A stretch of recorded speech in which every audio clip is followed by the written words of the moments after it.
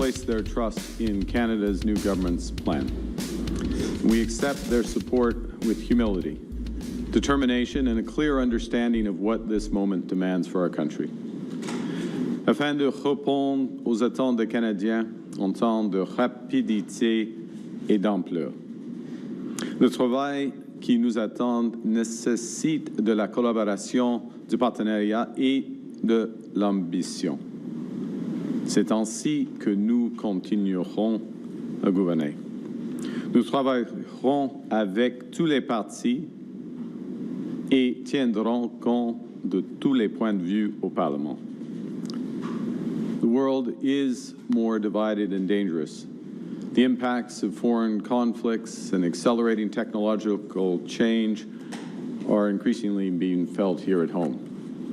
And Canada's new government will continue to focus on what we can control, building a strong Canadian economy, diversifying our trading partners abroad to increase our independence and support our prosperity, delivering responsible fiscal management, and supporting Canadians who are under pressure from everyday expenses, with a boost today and a bridge to a better tomorrow. We've been moving fast and we're getting results. Nous avons établi 20 partenariats économiques et de sécurité sur 5 continents en moins d'un an. We've already announced 15 nation-building initiatives that will create over 500,000 jobs and drive over $100 billion in new investment. Our new defense industrial strategy will catalyze $500 billion of investment to build Canadian industry from aerospace to AI, while creating over 125,000 new jobs. Build Canada Homes has already committed to deals for over 10,000 new homes, and it's just getting started. Through the new Build Community Strong Fund, we'll work with provinces and municipalities to build new hospitals, public transit, and community centres. Because Canada Strong means Kelowna Strong, Brampton Strong, et Laval Fort. And this fund will also lower costs for Canadians. For example, slashing taxes and charges on new homes in Ontario by up to $200,000. We're building Canada into an energy superpower with measures to double the size of our electricity grid and harness our immense natural resources for reliable, affordable, clean power for all Canadians. Nous bâtissons un Canada fort, un Canada qui n'est pas réservé à quelques-uns, mais qui est pour tous, en tout temps. We'll build a Canada that's not just strong, but good, not just prosperous, but fair, not just for some most of the time, but for all of the time. We're building big, we're moving fast, and we're just getting started. But we also know that the road ahead will not always be straight. There'll be bumps, steep climbs along the way, and some of the payoffs from these big investments will take some time to be realized. And we know that Canadians are feeling the pressures of everyday expenses right now. We know they need a boost today and a bridge to tomorrow. And that's why Canada's new government has been relentlessly focused on making life more affordable for Canadians. We started as we meant to go on. On the first day, we canceled the divisive consumer carbon tax, driving prices down on gas by 18 cents per litre. We cut taxes for 22 million middle-class Canadians, saving families up to $840. Cut taxes on first-time home buyers, saving up to $50,000 by the elimination of GST on new homes priced under $1 million. More than 12 million Canadians will have more money in their bank accounts this summer, up to $1,800 per family through our new Canada Groceries and Essentials benefit. 5 millions de Canadiens et Canadiennes à faible revenu vont obtenir les prestations auxquelles ils ont droit grâce au lancement de versements automatiques de prestations fédérales. De plus, 400 000 enfants ont accès à des repas sains, tandis que leurs parents économisent $800 par année en épicerie parce que nous avons rendu permanent le programme national d'alimentation scolaire.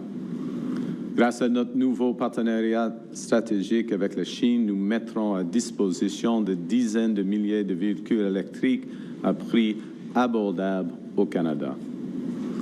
Nous avons renforcé la concurrence dans le secteur des télécommunications pour réduire le coût de l'accès à l'Internet haute vitesse pour les Canadiennes et les Canadiens.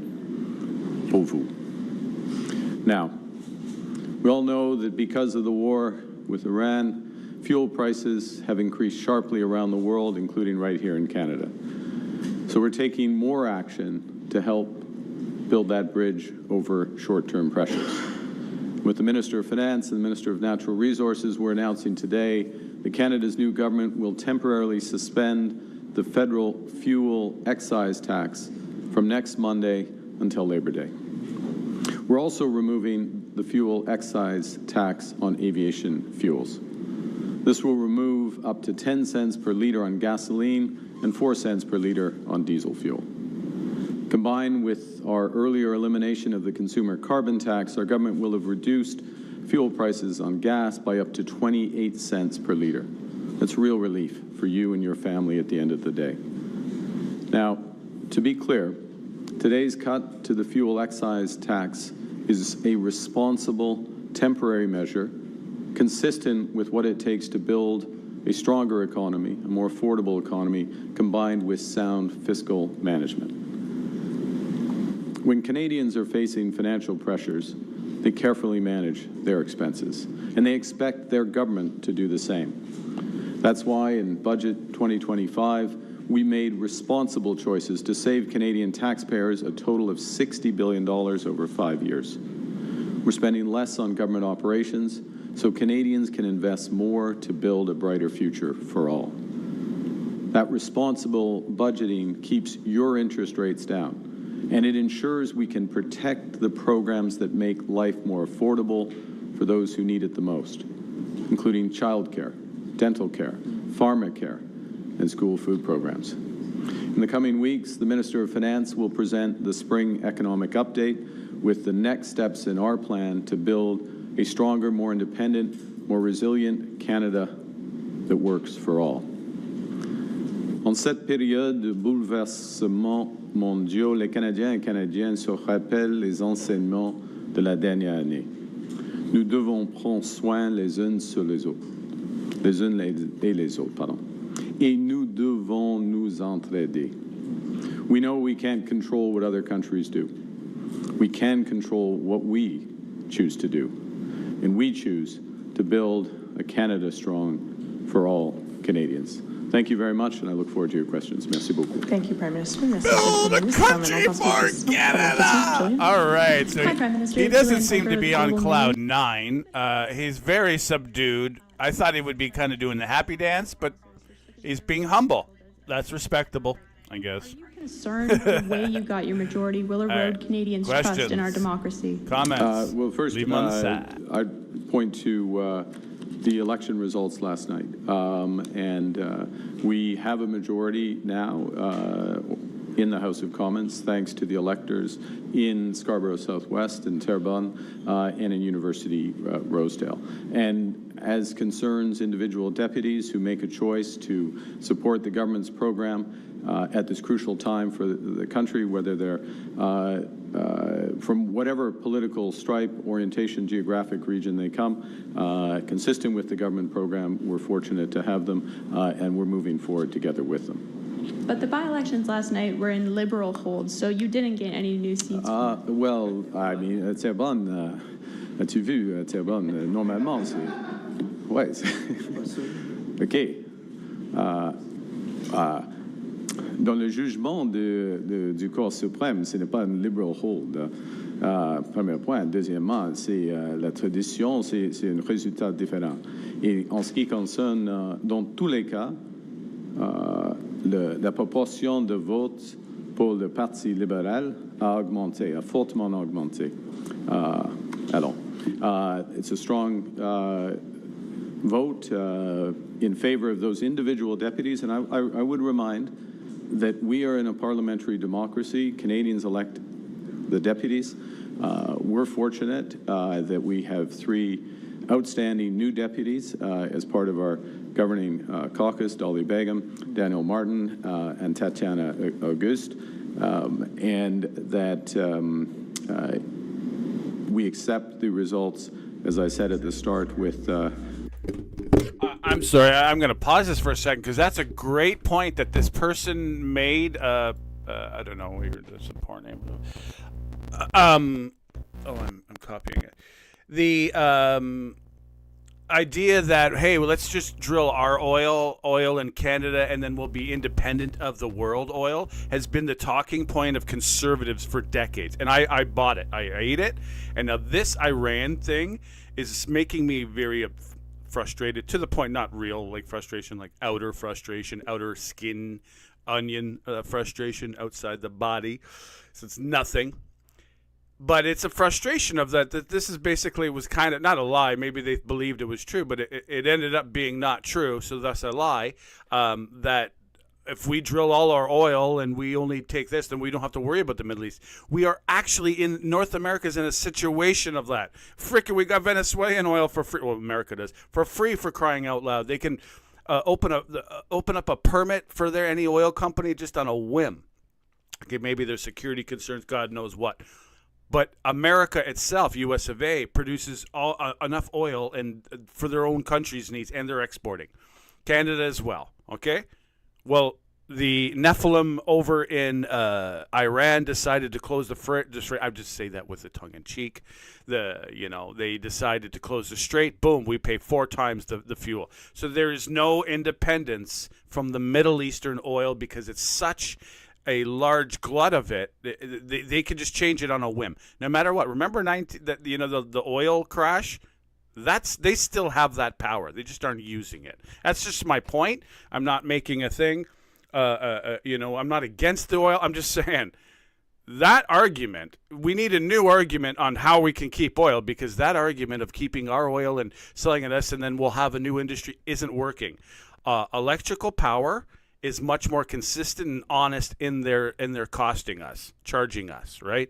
At least in my experience, though limited it is. I apologize for the digression. It's just something I hope to bring to the conversation, because I find it's like, oh, that's a talking point I said, and I'm like, well, that doesn't work anymore. We need to find a new one, if there is one. And leave your comments, just, rhetoric or whatever. Thanks for watching. With both humility but also determination, because it's a vote for the government's plan, those deputies, and for the government plan. We know we need to continue to work with all parliamentarians. We will do so. Work with all premiers, which we will do so. Work for all Canadians. Next question, Pushin Kissa. Mickey with Politico.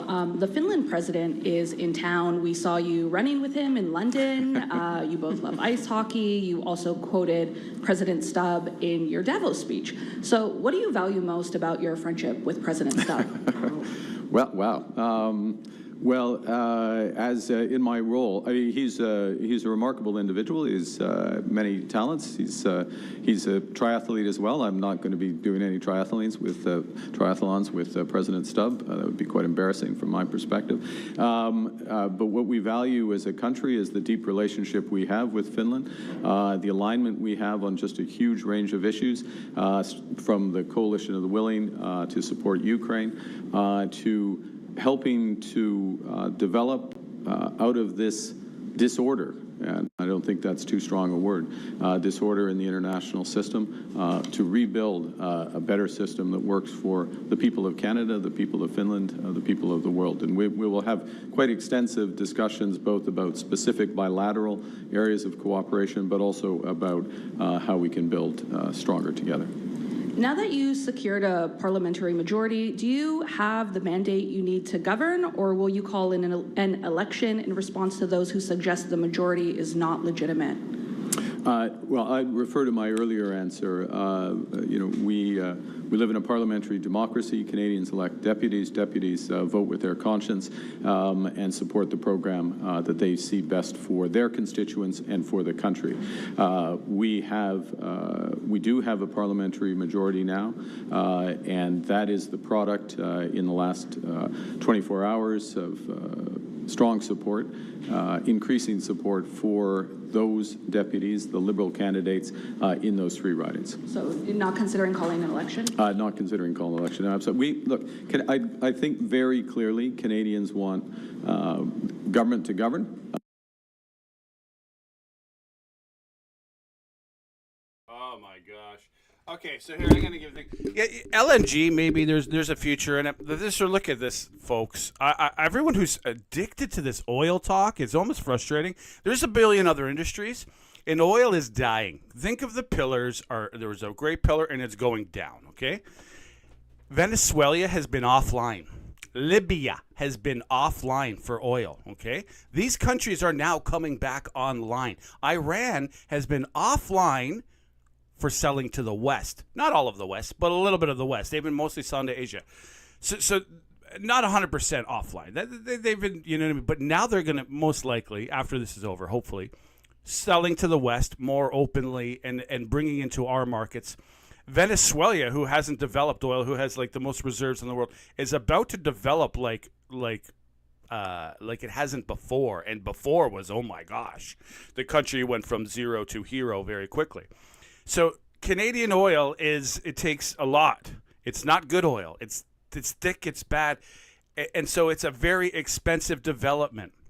There are places that we have natural gas and this and that. But this addiction to, who cares what Enbridge is going to invest? You know, how about like Saab is going to invest? Worry about that. This is an industry that's most likely dying. At the same time where all these countries are coming online over oil, this is why I'm frustrated about only conservatives talking about oil. It's, first of all these other countries are going to be are on the rise, producing more oil, okay, at cheaper. They have less environmental laws, all kinds of stuff, so they're going to be able to produce it cheaper. And especially Venezuela has similar oil to us, but the new developments have better oil, light, tight, sweet, blah blah blah oil. So they got that. So this idea that it's only oil, yes, there's a development. At the same time, EVs are about to like hit the world in an amazing way. So the idea of expanding oil like market demand, it's actually no. It's that our oil demand is just probably as of like a few years ago is starting to go down, even though more of the world's developing. And China's just ramped up the EVs. We're about to bet the EVs here. So, you know what I mean? The addiction for one party on oil is, I believe, the reason why they're the opposition party. It's my opinion. And they're pundits only talking about oil as if... I agree. You know, you get permits and this and that. But we have environmental standards here. Other countries don't. And we're competing with that. Now, that should be something maybe focusing on. Anyway, I digress. I don't want to make an argument about it. But with you on it, Quantum, yeah. The new Google computer.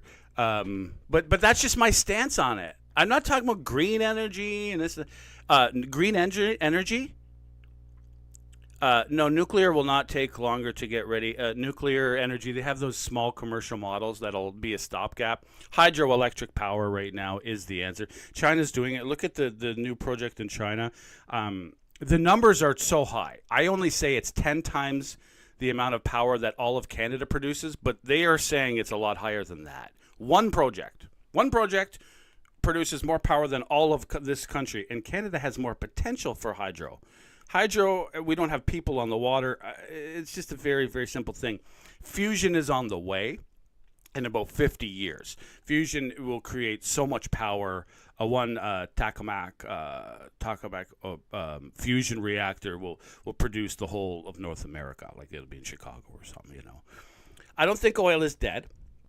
I didn't say that. See, this is where people go, no, oil is dead. I said, look at the fall of Rome, the picture of the books, the 7 books by Gibbons. And there's a pillar. There's a Corinthian pillar, and then there's a next pillar, and it's crumbling and crumbling. That's where we're at. The peak oil demand is over worldwide because we have the biggest glut that was using oil with cars and stuff like that, cars and home fuels, is actually being converted to using electric. It's just like, would you use your Coleman lamp, or will you pick up your flashlight when you need light, right? That's what my point is. And that's where it's at. The demand is up. at the same time, where countries who've been knocked off of line because this is becoming a more peaceful world or whatever the heck is going on, countries are coming back, are going to start producing oil when they weren't. Like Venezuela stopped really doing major development for a long, long time. That's changing. America's back in there. It's going slow, but it's coming. 121 ships just went to America. So new development in Canada, which is more costly because, you know, we believe in the environment, is going to be a tougher sell. That's my point. And it's a company decision. I'm a fool. I am a fool. I do agree with that. And Chinese are not the answer. It's not Chinese EVs. That's awful. I want North American EVs. Well, what's going to happen is most likely, which is so funny, we're going to copy off of Chinese EVs, and we're going to have We're going to make knockoff BYDs in Canada, most likely because we'll have a tariff because we need to have our people working, right? Like the unions and in the auto industry, it's important. So it'll be, but Chinese EVs are leading the way, is my point, in scientific research and development, technological advancements. That's what it is. I do not want to see. I really don't, I'm not too happy with to see those 50,000 cars coming to Canada, though I'm very highly interested in looking at them, right? Seeing them, they say it's not a big number. So no. So there you go. So you just did two.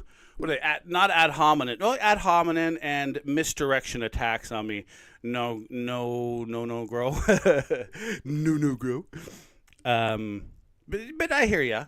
You have a point. Maybe you should watch Moose and the Moose and understand a little bit about EVs. I'm an idiot. Okay, thanks.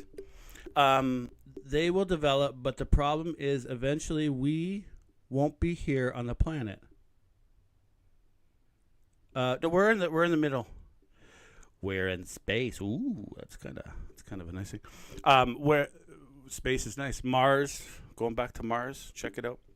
But no, that the development of the oil industry is, I believe, is the problem with our the focus on one industry. Remember, there's a lot of industries in this country. I have been very skeptical. I have also been very skeptical of Chinese EVs. Yeah, I agree. Same with here. I was very harsh against Chinese, almost to the point where I look back and I was, a little bit, tainted with my thoughts. And then when I gave him more of an honest, it's like, wait a second. These cars, these things that they're manufacturing, they're things they're doing better than ours. I don't want to, I want our industries. So you have to, we got to copy. We got to do what they did on some things, right? In my opinion, they have a rotary engine. Oh yeah. It recharges your vehicle. Yeah. Oh, the braking. Oh, yeah. See. Yeah. There's all kinds of. They have charging lanes as well. They have quick charge batteries. They're coming up with the solutions. They're really, as a country, it seems, focused against the products that are having nothing to do with oil. Of course, they use them, but that's what I mean by China leading the way. We have to copy it. I don't know. Give me a point on why EVs are bad. 1,000 kilometers of charge. Yes, these technological problems, they are going to be broken. If you think that they won't, well, I'm sorry for your lack of imagination. There was a guy in the 1700s. He was like the most renowned at the time, and he said, actually it was like 1649. He said everything that could be invented already has, and everyone believed him. Right? 1600s. That's what he said. And everyone was like, yep, And it was like the mantra for years and papers and stuff like that. So that's where I think about that. It's going to advance. Okay, I'm sorry for digressing. I don't want to argue again. I'm not against oil. Is the thing is I'm for reason, and I see the future, and I want this country. I would like to see it move towards the future, not get stuck in the past, like what happened to Spain when Spain used to rule the world. Spain does no longer rule the world because they got stuck in the past and their wonderful artistic buildings and all that stuff. They got stuck in that and they couldn't advance, right? Well, because of, and that's my opinion. Okay, and I know nothing, right? So I accept your stuff. to take action on immediate concerns such as today, which is what we're doing on affordability. And I would note that the first thing we're doing as a minority government is continuing to attack affordability challenges that we know Canadians are facing while we're building a stronger economy. So we have that ability to move forward. We'll continue to work with Parliament in order to put our plan in action. Monsieur. Prochaine question. Bonjour, M. Carney, Christian Noël de Radio-Canada. Déjà, les conservateurs vous aidaient et ne faisaient pas beaucoup d'obstructions dans les dossiers économiques. Donc, vous n'aviez pas de problème à faire avancer ces dossiers-là.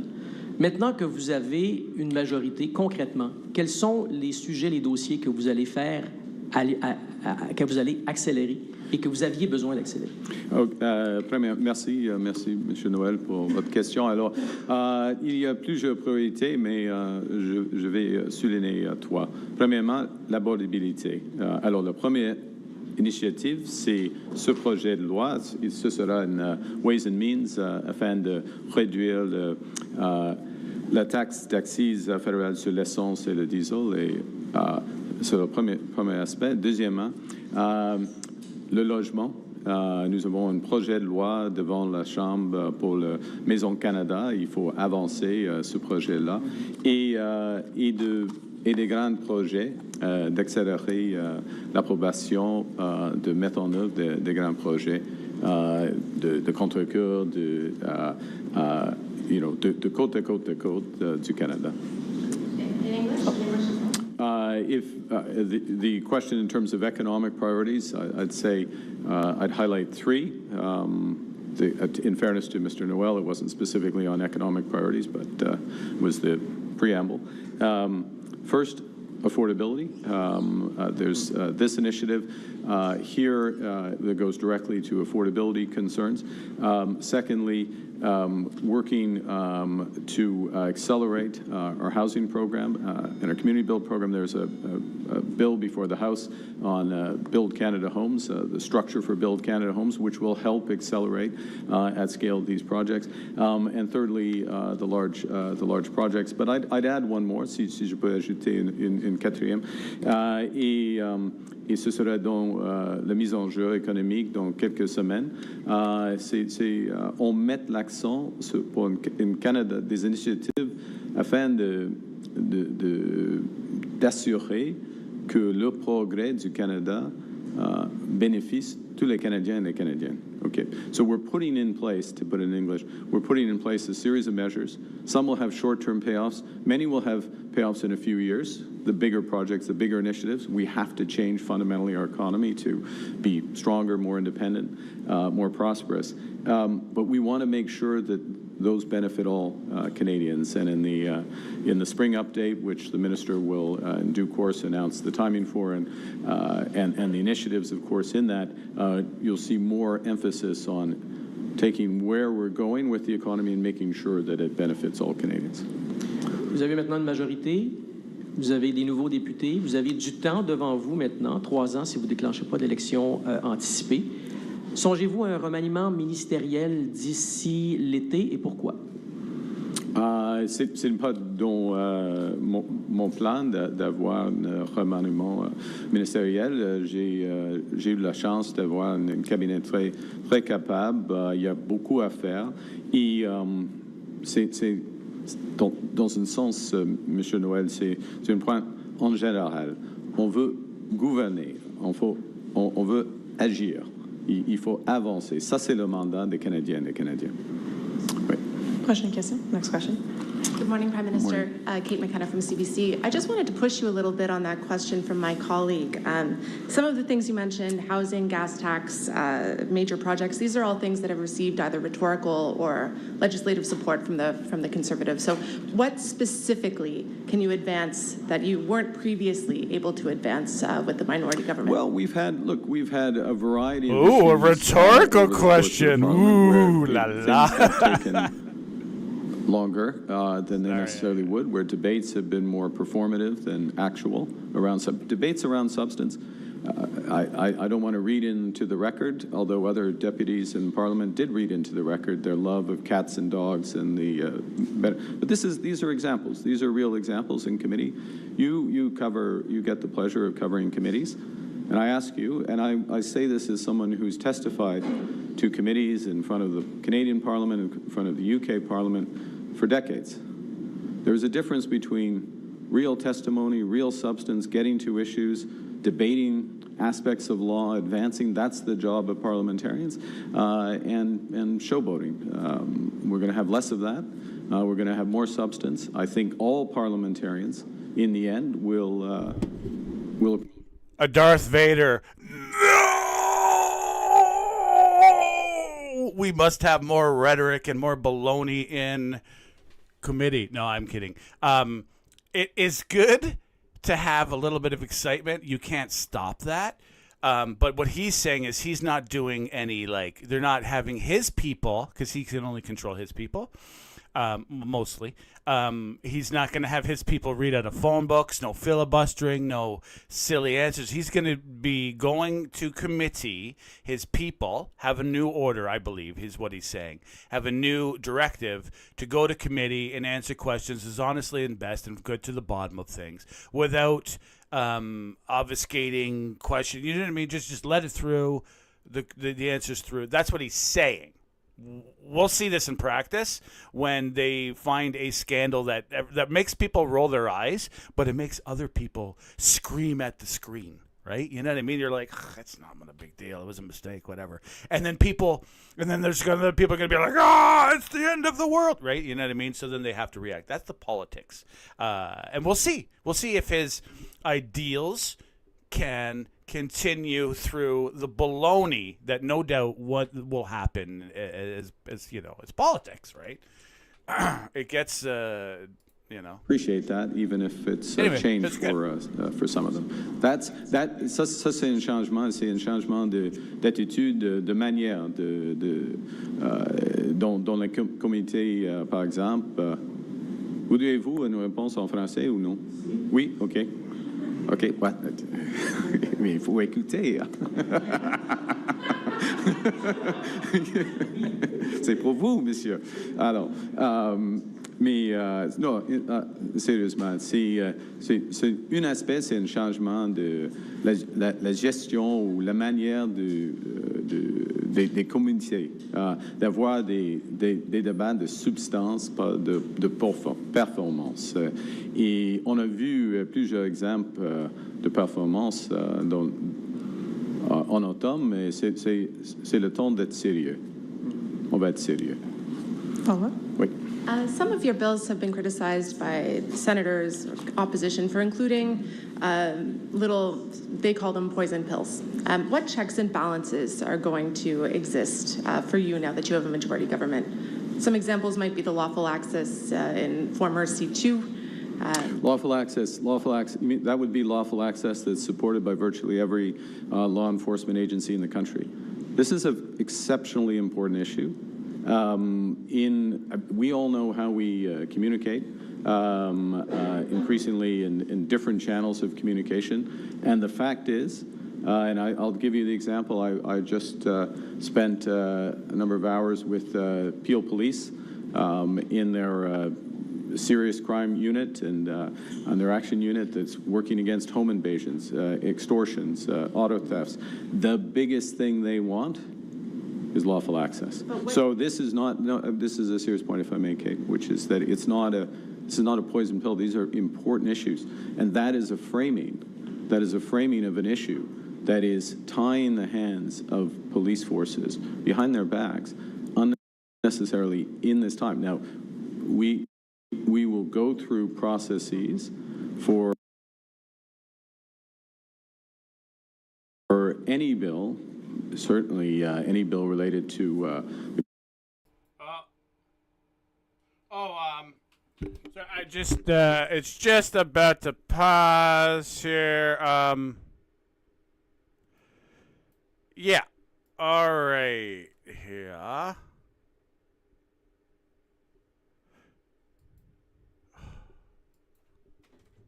Oh. Yeah, there we go. Okay, so a lot of happening here. He's got a lot going on, right? So basically, he's saying They're going to invest forward. They're going to change the committees, the way that the committees are being were being run. He says we're more going to get to the bottom of things. I don't know, but of course there's there is a lot of baloney that happens in committees. And I don't know how you could stop that without having longer committees. I think that's one of the problem. When you have time constraints with committees, people use these things, right? They use anything. So what you have to make is a committee that's so flexible that in any plan to derail the truth, right? Because some side don't want the whole truth, or for whatever reasons, not always sinister. Will be thwarted. You say, well, we have all the time we want. People can speak. We can be here for days. We'll keep this on.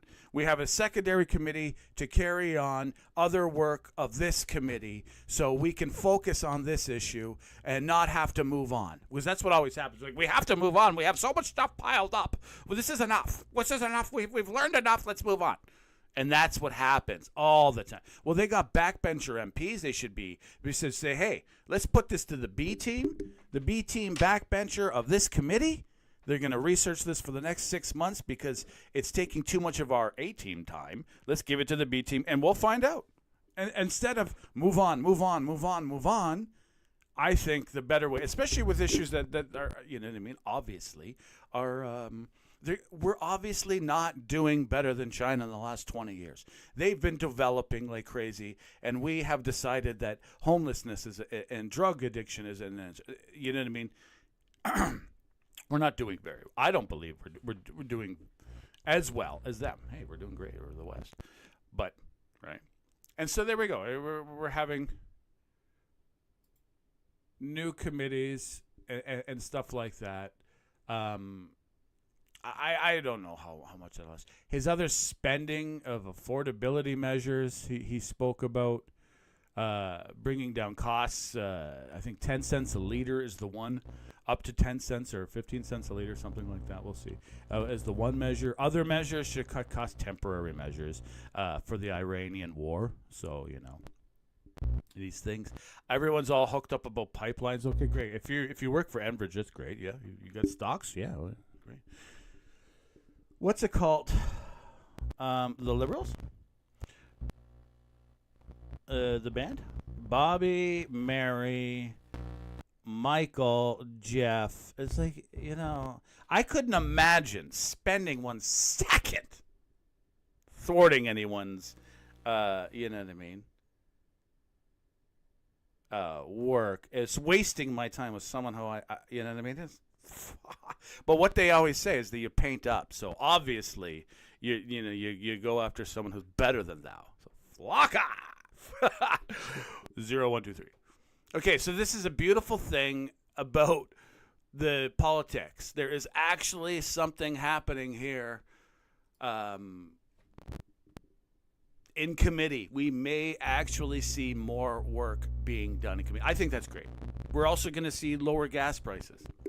Gas prices will probably drop down after the Iranian war thing goes on. Though we don't get any of our oil from there. We've been saying for years, every conservative has been saying for years, that all we got to do is get our oil and then we won't have to, we're secure, we're safe, right?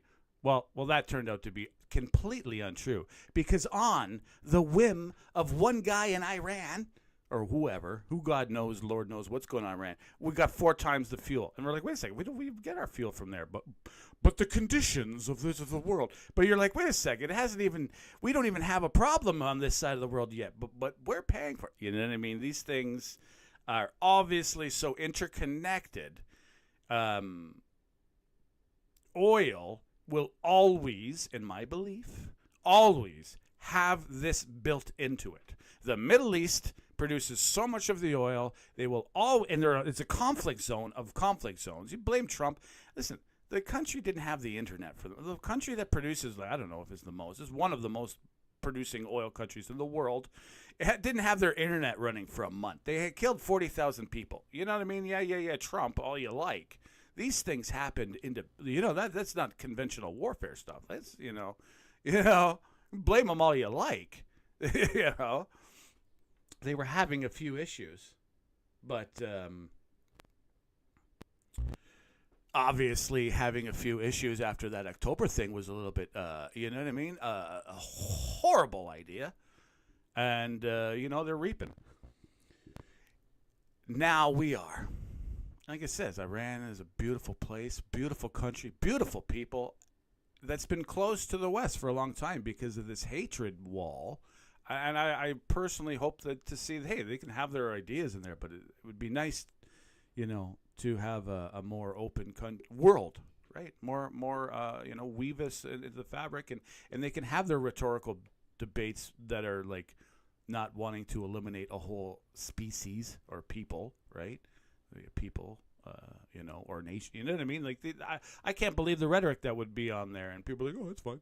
Okay, the NDP are... Alrighty, good morning, everyone. My name is Jenny Kwan. I'm the Member of Parliament for Jenny Kwan, Vancouver NDP. East and the NDP critic for immigration, refugee, citizenship, and public safety, amongst other things. Give me a second. I'm going to be introducing our guests that are here today.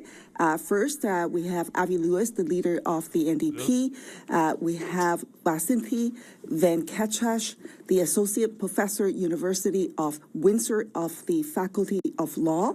Nadia Abuzara from the University of Ottawa. Daniel Kamish from Oxfam Canada. And last but not least, on Zoom, we have a student, a Palestinian student, Allah, who will be joining us. And Allah, of course, I should also note, was a student that came to Canada specializing in doing research on AI, and he is unfortunately not here in Canada at the moment. So with that, I'm going to ask our first speaker, Avi Lewis, to come to the podium. Thank you, Jenny. Good morning, everyone. This is the new NDP leader. He just won, in case you didn't know. I'm honored and pleased to be here this morning to speak on this vital issue of importance to all Canadians. In just a few short months in these past years, 90,000 Palestinian students watched their education collapse as Israeli bombs destroyed all 12 universities in the Gaza Strip. It was a targeted attack on the future of the Palestinian people, a crime against knowledge, against education, against humanity. Showing incredible determination and resilience, more than 130 postgraduate students from Gaza wrote applications to Canadian universities. What the fuck? Actual fuck. I apologize. What the actual fuck? The first introduction of him. I'm sorry. I really... I don't know. These were probably bad things he's highlighting, but these aren't Canadian citizens. He's not even in Parliament, and I'm sorry, buddy, sir.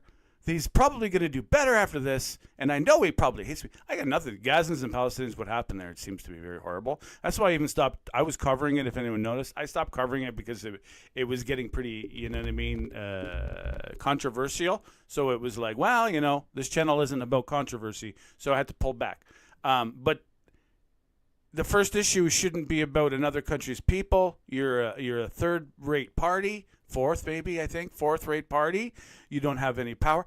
The other nations' issues shouldn't be the first thing you're worried about. You know what I mean. I'm just,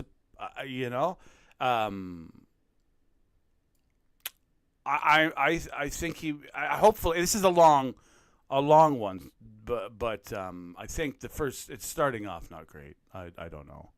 Palestinian, that should be over pretty soon, as hopefully I hope Trump follows through with his plan of rebuilding Gaza in the billions, and because I seen the destruction of it, and then when I seen Trump's plan, it was like, oh, there is an answer. And building, and you can see the pictures I built, rebuild Gaza into a wonderful zone that just, like Dubai, rakes in the money because it's so beautiful of tourism and all this stuff like that, and help the people that are there in the best way possible with billions of dollars. I think that's the answer through education, love, and development. As the Abraham Accords seem to be working in the same alignment.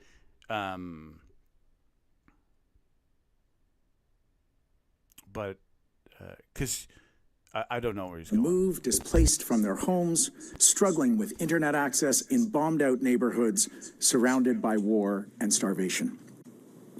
After Israel destroyed those universities, almost 100,000 Palestinian students lost their right to education.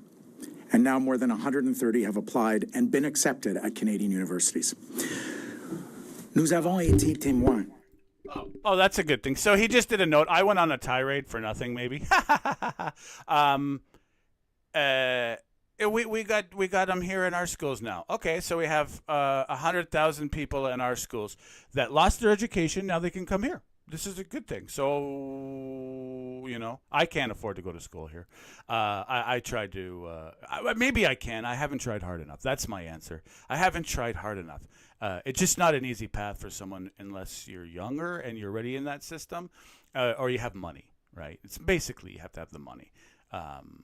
Getting the, De l'éradication presque complète du système d'éducation à Gaza. Maybe I can get it. Alors qu'Israël a bombardé 12 So that's universités nice. Bombardé. privées d'accès à l'éducation. 130 étudiants ont soumis des demandes à des universités au Canada et ont été acceptés. Ces étudiants font preuve d'un courage immense face à la guerre, au génocide et la destruction de leur communauté. Pourtant, aucun d'entre eux n'a été en mesure de venir au Canada. These are remarkable students at the top tier of their universities. They've received admission offers and scholarships to further their study in Canada at 26 different Canadian universities, but they have not been granted entry to Canada to pursue their studies. Many have already lost their offers or their funding and research opportunities. Others remain in limbo those protests in the despite streets having didn't do very everything good. in place to begin their studies. Worse still, 2 have been killed and at least 4 injured while they wait for their applications to be processed. This is shameful. The Liberal government knows full well that there are no functioning processing centers in Gaza for fingerprints, photos, and biometric identification like retinal scans. Despite that, these talented students have been stuck in processing hell for close to 2 years without any light at the end of the tunnel. What's even more disturbing is the fact that even those with completed biometrics are unable to get their study visas processed. Instead of working to resolve these issues, the Liberal government is actually imposing additional security screening requirements, even for students with everything else complete.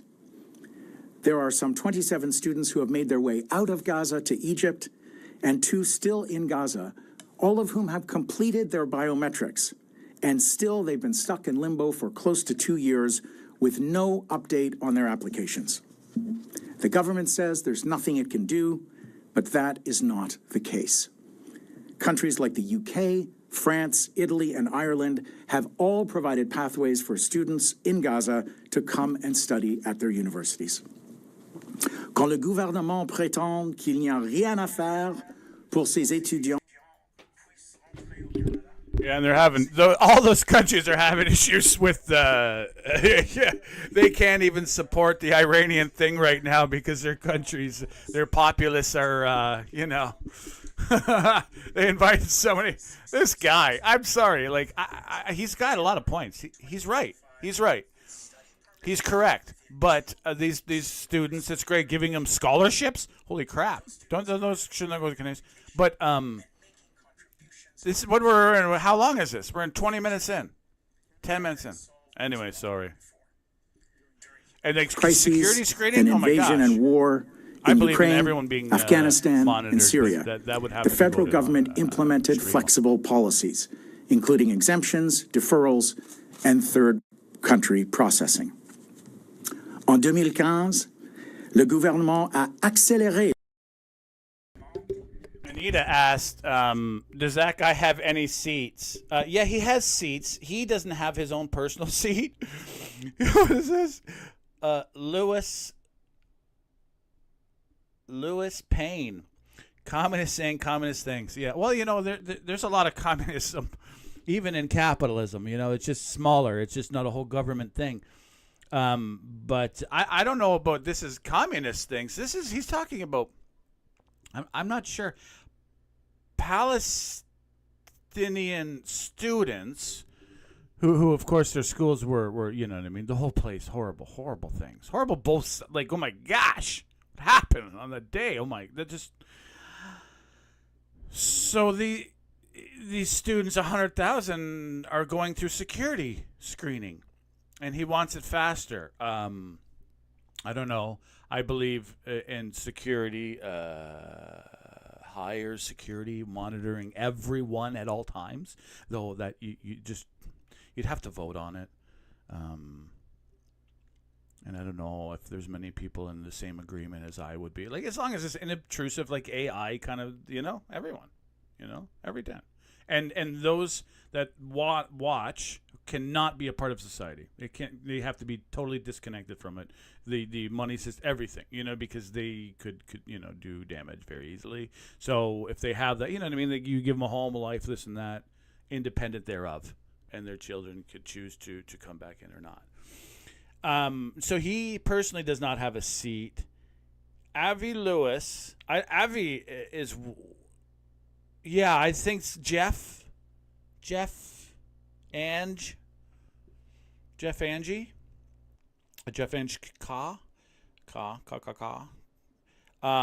I think he should focus on Canadians first, but I think what he's personally doing is trying to curry the 15% hard right extremist vote that is in Canada. But the problem is with that is people they've come to this country and then they have this hard extremist vote, but we have like personal space in this country. It's very wide. Like, you notice it when you go to other countries, they get close to you. I always put my elbows up. It's like, man, I'm Canadian, And once we have this amount of natural space around us, most issues become lightened. It just happened. It happened over and over and over in this country. That's probably one of the most things I love about this country. So they're going to have those views. They've come here and this and that. They have to go across the world to revitalize that. But once it comes here, they will soften. So I don't believe that there's going to be a strong anti-whatever that is, America, anti-whatever, Western is going to be here. I think we're all going to, it'll be here, but it'll be a debate, in my opinion, going forward. As what is happening in Iran is thus far very peaceful. They're making it like, they're obliterating. They blew up a lot of stuff. It's like it's a good light show. It's a good fireworks, but and part of the real thing that matters, at least to me, human capital. It's been very low. We're low digits for the amount of material destruction that's been happening. Lots of that. But when they've been fairly, these buildings that seem to be a lot of empty. They know where that their Americans are going to hit them. They're not, stocking their buildings that are, military use. So anyway, I think that we're looking towards peace. I honestly believe it. The only thing that'll change that is Taiwan, and I don't think. I think we're seeing peace for years, a couple of years. And a lot of these arguments that, these rhetorical arguments against nation, I think they're I believe it. I may be wrong. But that's not an political angle that you're going to get much juice from going forward. It's going to be decreasing. Of course, it'll increase for this Iran war, but you know what I mean? I don't see this Iran war going on too much longer. There's no way you're going to put boots on the ground. Besides, maybe take a little bit of here, a little there, you know what I mean, a little base, but not like the whole nation. No, that's silliness. No way. It's Iran, mountains, you can't do it. Okay, so I think, I hope. Remember, there's the Board of Peace, and the Board of Peace has billions of dollars right now, And after this Iran thing is that the spending will start. And he's got people on that board that are builders. He has people that build things, not just political things. So political people. So they're, and Trump, he's got a hard on to build, right? So he's going to want to put a stamp on the building. So that's going to be a rapid change. And I know this personally. I was all around the Middle East. And then when you go to the one places in the Middle East, there's little dotted places where they deposited their money and they built these miraculous superhero projects. And you would go to the pubs, the bars, the restaurants, and you could hear all the people speaking in several languages, though everyone was speaking in that pleasant tone because it was huge growth and development. And there was always someone at the table explaining this new project. Did you hear about that monorail project that's going? And it's going to be going through a tunnel and have the art. And you're like, oh, really? Consistently things like that make people consistently positive mood. And I believe, I digress, and I talk too much, but I believe that's where we are going forward. Unless Taiwan, right? If Taiwan goes, but even so, the Middle East, it looks like more Abraham Accords. Wait, how do they say it? How do they say it? Abraham. That's how they say it in the Middle East, I guess, I assume. Abraham Accords. There's more peace, It's good. We don't need as much oil. Carney is going to use his expertise to benefit Canada in an immense way, says Mr. Ray. I hope so. I would hope so. But I would hope so. I hope that he builds the corridor that I want built. I don't know if it's a viable thing. I just think it would be awesome to have a road all the way through the north, and then and spots hotel destinations. Never mind the fact that we have our power transmissions and we put our factories up there. Very. In certain locations, hydro dams, build the modern stuff up in the Arctic, because we couldn't really go up north as comfortable as before. We would be very uncomfortable, though we could survive for whatever, but in small numbers. But now we could have larger numbers and comfort because technology can bring us there, and in Canada. I think could be like one of the construction project table conversation of the world. That's what I think it should be. The corridor, up in the Arctic. Oh, it's cold. You know what I mean? And it's there is all kinds of issues with it. The caribou and stuff like that. You'd have to have points where because hunters follow roads. This is one problem. What happened is we heard all of our. And this is from a Native American channel. Great site. Anyway, he's a Canadian guy, and he says once they build a road or a path, then the hunters can get to all these little wonderful, he called them like groves. We'll call it like a little a wonderful deer grove here and a deer grove there. But once you build a road connecting these things, the hunters can get to them all, and that's when the population just drops. The deer populations and all that stuff really, really drop.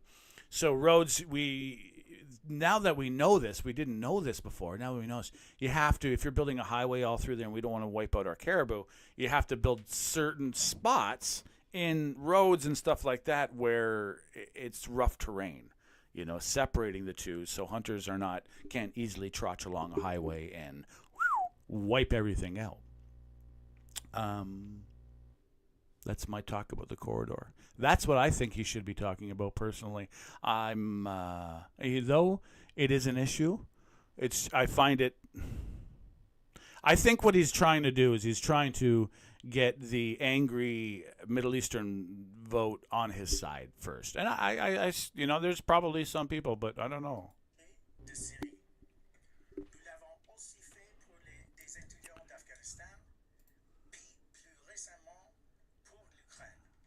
Il n'y a aucune raison pour laquelle les étudiants de Gaza ne devraient pas bénéficier des mêmes mesures. So the question is not whether or not solutions exist, it's whether this government has the political will to do the right thing. What the NDP is calling for is straightforward and achievable. First, allow biometric scans like fingerprints and retina scans to be completed in Canada. Second, provide temporary exemptions or deferrals. And third, create remote or alternative processing options. These are secure and humane alternatives that are both feasible and already in use around the world. Alternatives that ensure fair, timely decisions for qualified applicants who have already been accepted to Canadian universities. This is about justice, equitable treatment, and fundamental human rights. We're calling on the Carney government to treat these students with flexibility when it comes to these visa requirements, to treat these students as we have students fleeing violence in other countries. Le gouvernement libéral de Carney doit faire un choix moral. Face à un génocide et des crimes contre l'humanité, le Canada peut faire preuve de leadership international en traitant ses étudiants de la même manière que celles et ceux venant d'autres zones de conflit. It's time for our federal government to do the right thing and give these brilliant scholars a chance to study in Canada. These students are not asking for special treatment. They're asking for basic fairness and a modicum of compassion after all they have witnessed, after all they have lost, all they have done to build a life out of the chaos and rubble. They're asking to be treated as human beings who have the right to live, study, and flourish. Canada is a country that should give everybody that chance. Thank you. And he is, and we are giving him that chance. He's just saying it's not happening fast enough, so it's not happening.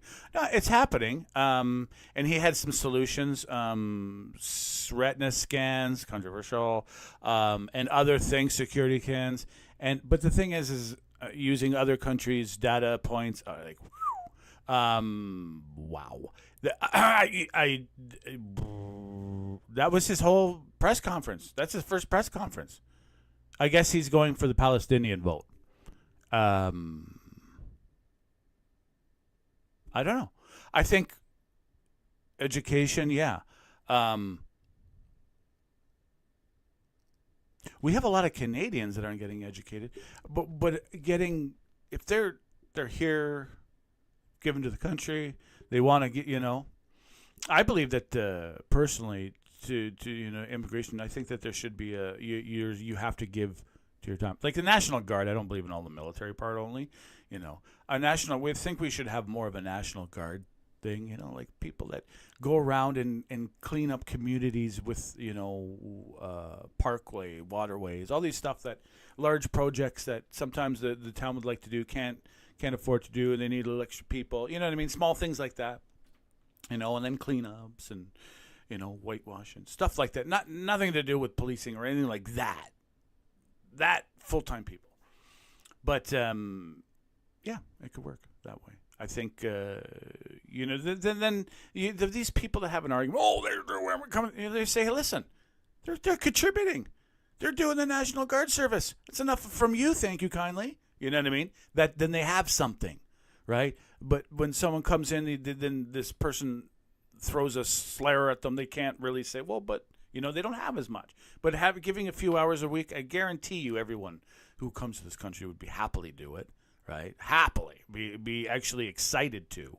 You don't move to another country and not want to contribute. It's just human nature, right? Simple. And then use that human nature to benefit the country and thwart the argument of the people that are like, yeah, my God, I hate them. We got a lot of countries. I think we have had a government issue with our immigration policies more than it's not obviously not been there hasn't been too much problems except the rioting in Toronto was a little bit too much, I thought, but it was muted mostly. It was Canadian.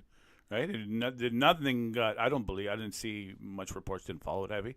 But, this is the issue he's chose. Maybe today after they didn't win no seats.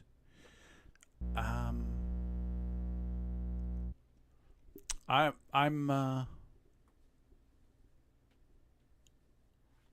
perplexed. I'm confused more than anything. No other feeling except confusion. I don't understand why he's going after a small vote of educating people, unless some of these people that are being educated he wants in his, you know what I mean, some of these people that are on this that he's helping, he wants on in his side, in his, not pocket per se, in his team. And they're brilliant people, and maybe there's something that would be an angle, but I think it's more so to do with he just wants that political vote, and he believes that this is a fight he wants to fight first. I find it odd that he's going international as his first thing he says. As NDP, to me, was small community. But I never have been in the party or anything. I just I thought of them as like the smallest of parties, of the Greens as well, but they're even smaller. But they're for the street that doesn't have the gravel road streets of suburbia, right? And anyway. Questions? Thank you very much for those words. Next, we'll have Vasanthi. Oh, there we are. Oh, a bunch of speakers. Good morning, everyone. Okay. PASAR, Palestine Students and Scholars at Risk, was formed to support Gazan postgraduate students in accessing education in the midst of ongoing mass displacement, genocide, and destruction of all their universities. As highly accomplished students from Palestine have been admitted into prestigious programs,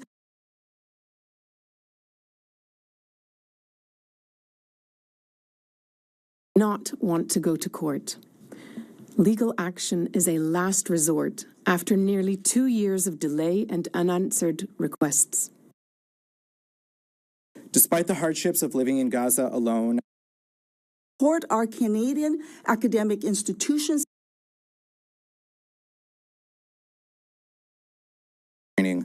And why is it taking 2 years?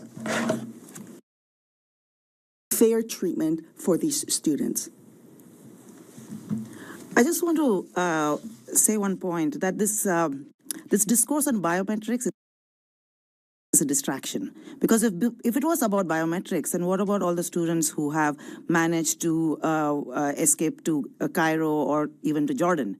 So what we see then is, we have to call it for what it is, systemic anti-Palestinian racism. And that is what this embodies, because there are standards. It's not that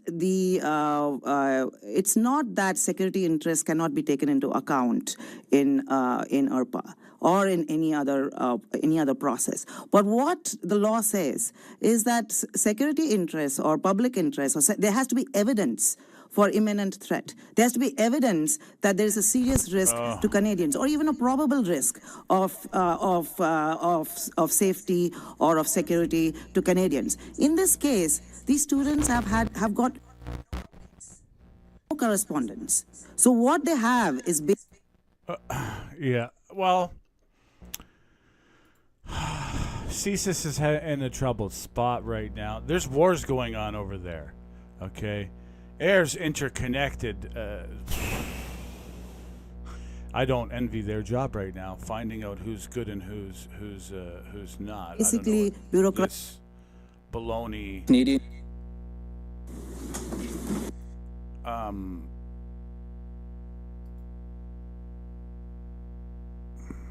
I don't know. They're the ones that funded this, so okay.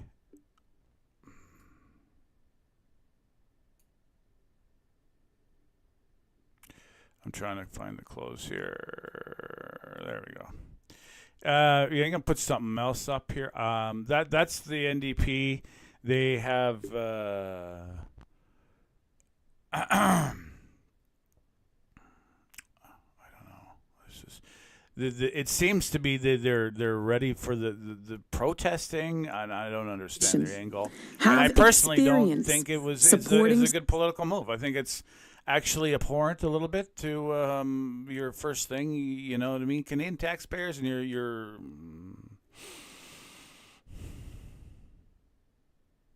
it's a weird thing. It's a weird thing, folks. Okay, so I'm going to put on the last of Carney because... Sir, congratulations. All right. Good morning. Like, subscribe, and comment. Morning, bonjour tout le monde. Watch what Tout d'abord, happened je here. tiens à féliciter Tatiana Auguste, Daniel Martin et Dolly Begum pour leur élection en tant que nouvelle députée de Terrebonne, Université Rosedale et Scarborough Sud-Ouest. Et je tiens également à remercier tous les candidats. We accept their support with humility, determination, and a clear understanding of Canadians who are their trust in Canada's new government's plan. Vous avez renforcé notre démocratie à un Voters place their trust in Canada's new government's plan. We accept their support with humility, determination, and a clear understanding of what this moment demands for our country. Afin de répondre aux attentes des Canadiens en temps de rapidité et d'ampleur. Le travail qui nous attend nécessite de la collaboration, du partenariat et de l'ambition. C'est ainsi que nous continuerons à gouverner. Nous travaillerons avec tous les partis et tiendrons compte de tous les points de vue au Parlement. The world is more divided and dangerous. The impacts of foreign conflicts and accelerating technological change are increasingly being felt here at home. And Canada's new government will continue to focus on what we can control, building a strong Canadian economy, diversifying our trading partners abroad to increase our independence and support our prosperity, delivering responsible fiscal management, and supporting Canadians who are under pressure from everyday expenses, with a boost today and a bridge to a better tomorrow. We've been moving fast and we're getting results. Nous avons établi 20 partenariats économiques et de sécurité sur 5 continents en moins d'un an. We've already announced 15 nation-building initiatives that will create over 500,000 jobs and drive over $100 billion in new investment. Our new defense industrial strategy will catalyze $500 billion of investment to build Canadian industry from aerospace to AI, while creating over 125,000 new jobs. Build Canada Homes has already committed to deals for over 10,000 new homes and is just getting started. Through the new Build Community Strong Fund, we'll work with provinces and municipalities to build new hospitals, public transit, and community centres. Because Canada Strong means Kelowna Strong, Brampton Strong, et Laval Fort.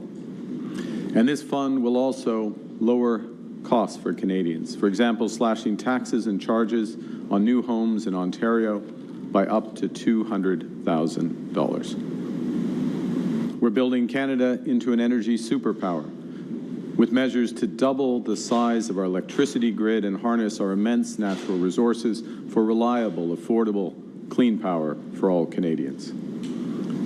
Nous bâtissons un Canada fort, un Canada qui n'est pas réservé à quelques-uns, mais qui est pour tous, en tout temps.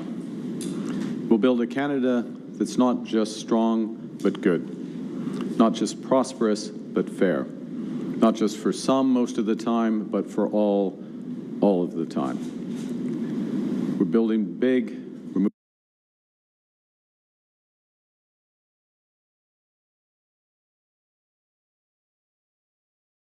Un Canada qui n'est pas réservé à quelques-uns, mais qui est pour tous, en tout temps. We'll build a Canada that's not just strong, but good, not just prosperous, but fair, not just for some most of the time, but for all of the time. We're building big, we're moving fast, and we're just getting started. But we also know that the road ahead will not always be straight. There'll be bumps, steep climbs along the way, and some of the payoffs from these big investments will take some time to be realized. And we know that Canadians are feeling the pressures of everyday expenses right now. We know they need a boost today and a bridge to tomorrow. And that's why Canada's new government has been relentlessly focused on making life more affordable for Canadians. We started as we meant to go on. On the first day, we canceled the divisive consumer carbon tax, driving prices down on gas by 18 cents per litre. We cut taxes for 22 million middle-class Canadians, saving families up to $840. Cut taxes on first-time home buyers, saving up to $50,000 by the elimination of GST on new homes priced under $1 million. More than 12 million Canadians will have more money in their bank accounts this summer, up to $1,800 per family through our new Canada Groceries and Essentials benefit. 5 millions de Canadiens et Canadiennes à faible revenu vont obtenir les prestations auxquelles ils ont droit grâce au lancement de versements automatiques de prestations fédérales. De plus, 400 000 enfants ont accès à des repas sains, tandis que leurs parents économisent $800 par année en épicerie parce que nous avons rendu permanent le programme national d'alimentation scolaire. Grâce à notre nouveau partenariat stratégique avec la Chine, nous mettrons à disposition de dizaines de milliers de véhicules électriques à prix abordable au Canada. Nous avons renforcé la concurrence dans le secteur des télécommunications pour réduire le coût de l'accès à l'Internet haute vitesse pour les Canadiennes et les Canadiens. Pour vous. Now, we all know that because of the war with Iran, fuel prices have increased sharply around the world, including right here in Canada. So we're taking more action to help build that bridge over short-term pressures. With the Minister of Finance and the Minister of Natural Resources, we're announcing today that Canada's new government will temporarily suspend the federal fuel excise tax from next Monday until Labor Day. We're also removing the fuel excise tax on aviation fuels.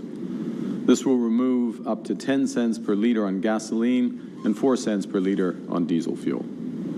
Combined with our earlier elimination of the consumer carbon tax, our government will have reduced fuel prices on gas by up to 28 cents per liter.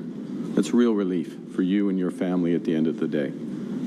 Now, to be clear, today's cut to the fuel excise tax is a responsible, temporary measure consistent with what it takes to build a stronger economy, a more affordable economy, combined with sound.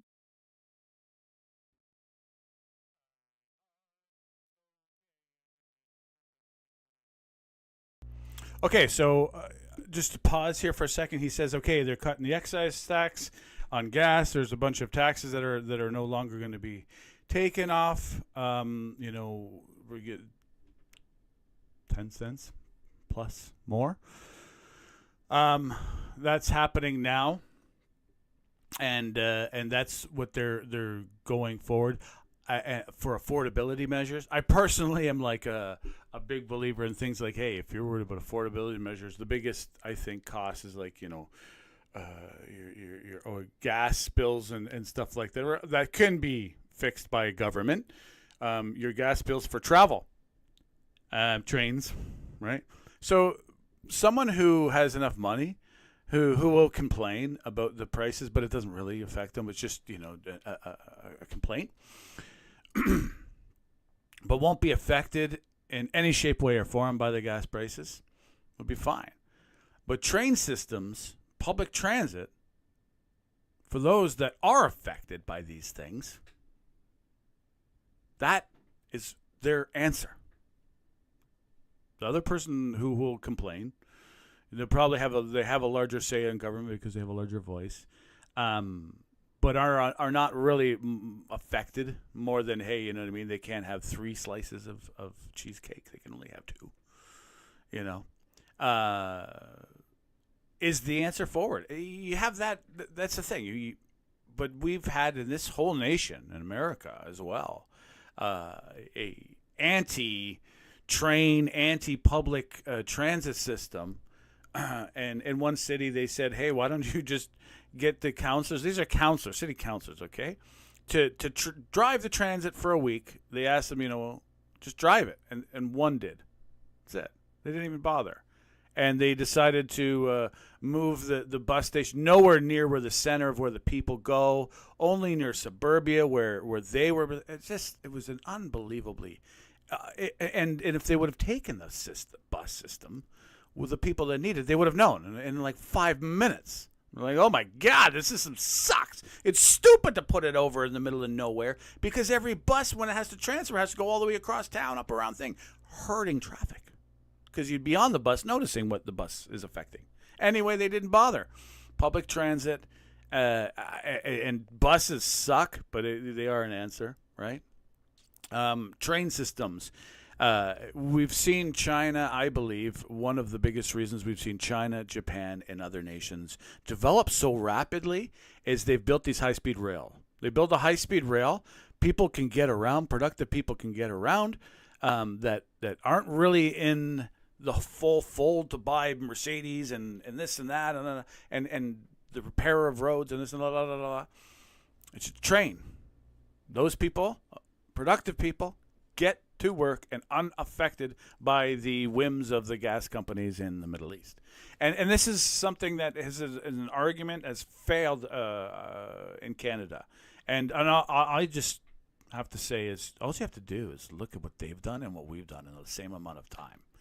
Why is the Philippines rapidly, Manila rapidly developing when they were like so far behind us? And then, yes, right? And I believe one of the biggest points is public transit, high-speed rail specifically. High-speed rail.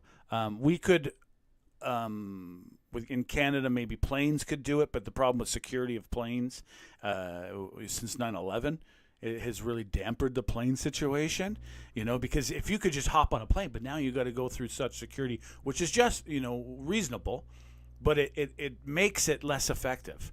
Yes, you're flying 500 miles an hour, but you've had to do a security check, get there an hour early, and this and that. You add all this extra time, then it isn't actually more effective, and you add the stress a lot of times, right? I'm not anti-plane, just saying it isn't. It's been thwarted a bit because of our security concerns. But the train systems, I believe, is what we really need, and the Conservatives, yet again, are against one issue I believe is the best issue. There's a high-speed rail from Quebec City to Toronto. I think you should go to Windsor, have a couple things, branches out and stuff like that. But that is like the majority of the populace of our country, and it will up the production of productive people, not asset class, the productive people that are doing things because they have to, right? Because they got to pay their bills. Immensely, and I think that we'll see the biggest increase in Canadian production in a long time. And my belief, I know nothing.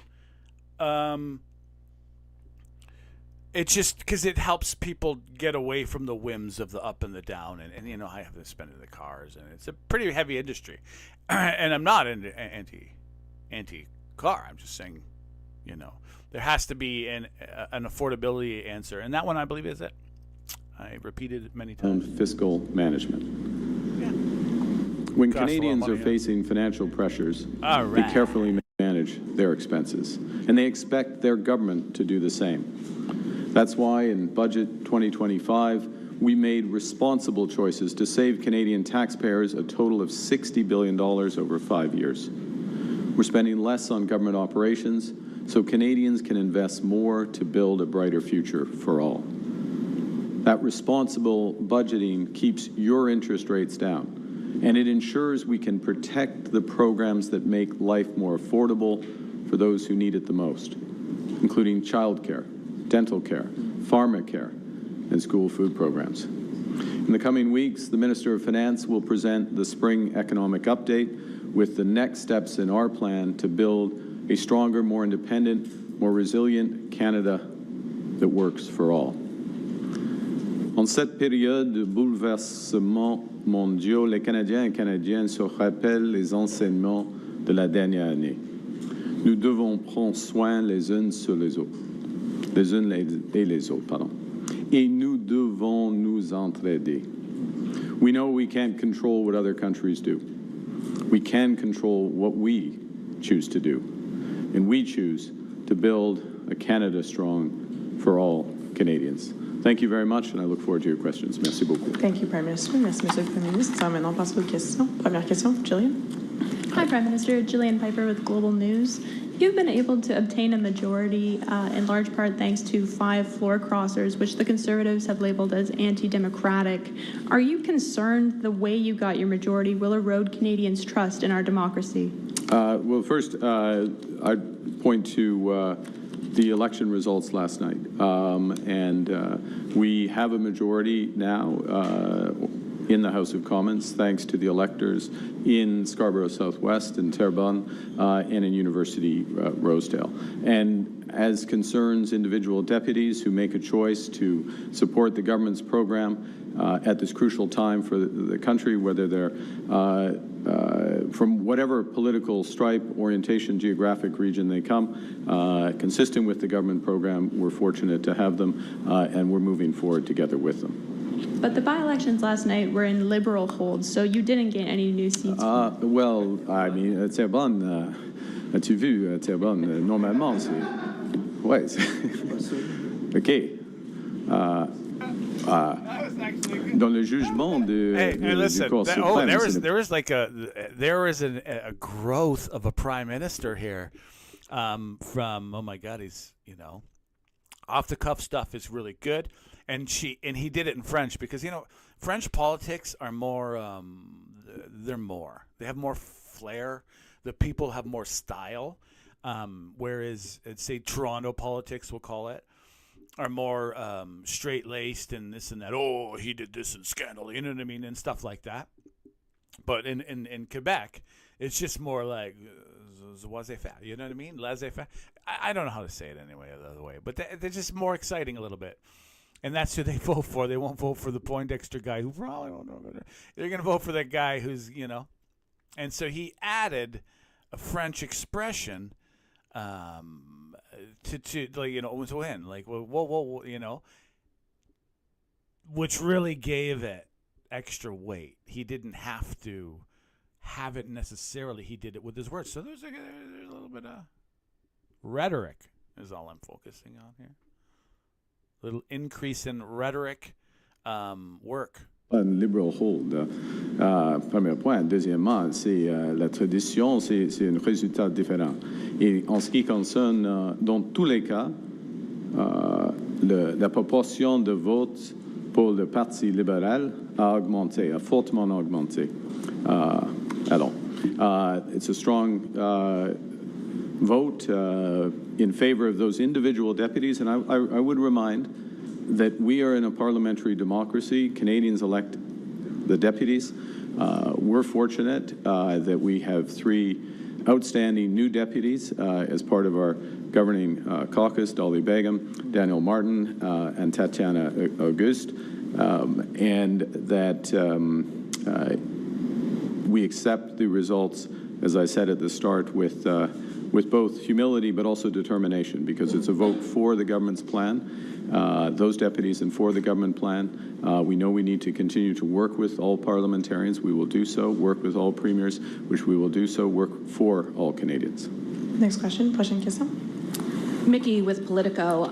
The Finland president is in town. We saw you running. So the theme is humility and determination. He's determined to be humiliated. Oops. No.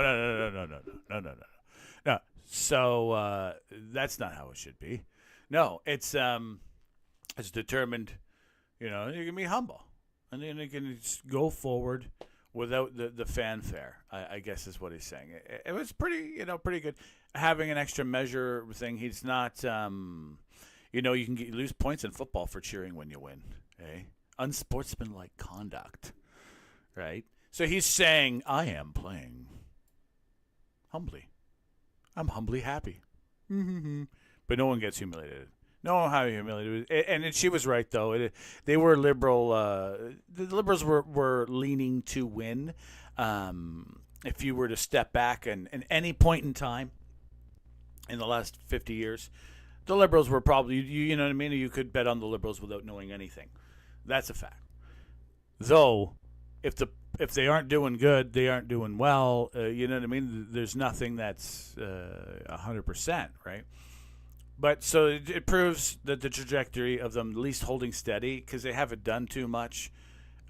He's kind of following the Harper a little bit. Don't do too much, but he's doing a little bit in one direction. And I'm concerned there's going to be a trap that's going to snap, and then we're all going to be, oh no! But it seems like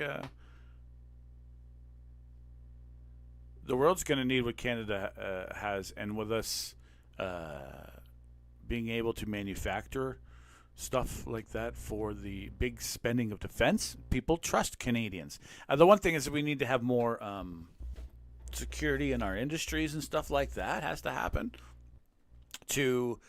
I think it's higher than most countries. So I'm not saying it's a concern, but it will be a growing concern because the defense spending around the world is huge. So defense spending requires security. Right? There's just paranoia happens around the defense industry. They don't want anyone knowing how they put on their seatbelts, right? They don't want any of this known, right?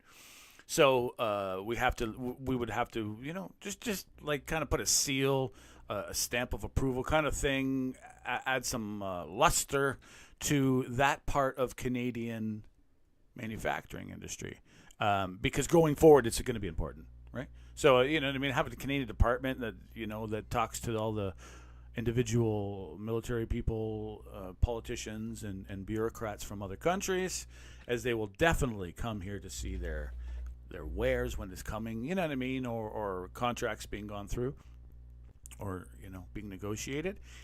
It will help, I believe, our company's bid win. Just the security, higher security. We naturally in Canada have higher security because of space. We have distance and space, and so there's just I can't explain it enough. And a low population, so it's like add high technological society to that. Adopted, never mind within society. So it's just. We're very good. And Saab would be great. Sweden is a great ally. Wow, Saab would be great. Saab could almost save, if it grows, it's a huge company, almost save Canadian manufacturing auto industry completely, Not save one company. Never mind anything else growth. So Canadians are in a great position. And with Carney, like him or hate him, he was a Bank of Canada guy or Bank of America guy. United Kingdom. I apologize. I'm talking. A Bank of United Kingdom guy. He can sell that to other countries. Canada can manufacture your goods in safety and sell it easy than many other politicians because of his already he's in the numbers, right? Numbers people. Anyway, I think we're really, really, really well positioned to not have to use our natural resource industry, our higher technological industry to make products for other countries and resources and higher elevated, industries. Poised to, because the spending is coming. And what was Japan spending? Hey, Google, how much is this Japan spending on defense? It's huge. It's their largest since $58 billion. 58. Yeah.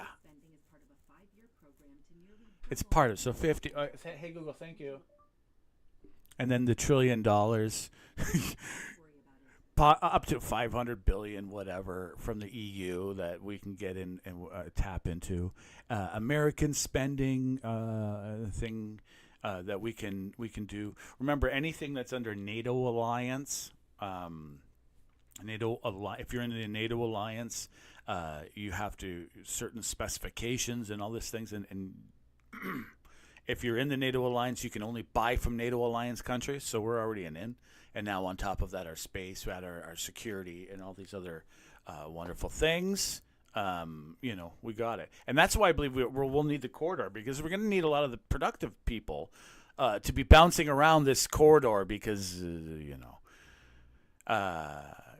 will anyway, right? And it's if anyone's driven from Toronto to Montreal. It's it would be nicer on a train.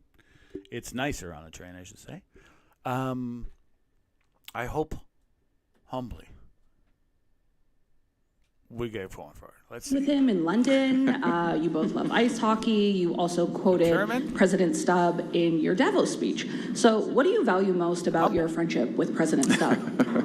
Well, wow.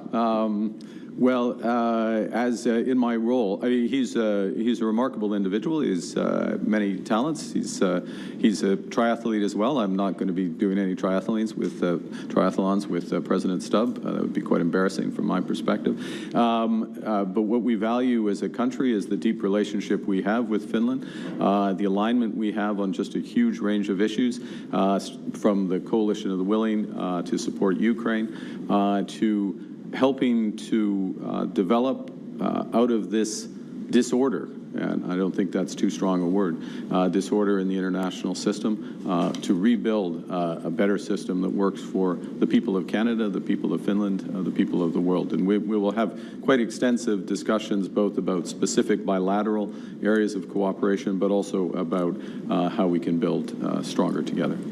Now that you secured a parliamentary majority, do you have the mandate you need to govern, or will you call in an election in response to those who suggest the majority is not legitimate?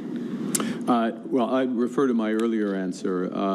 We live in a parliamentary democracy. Canadians elect deputies. Deputies vote with their conscience and support the program that they see best for their constituents and for the country.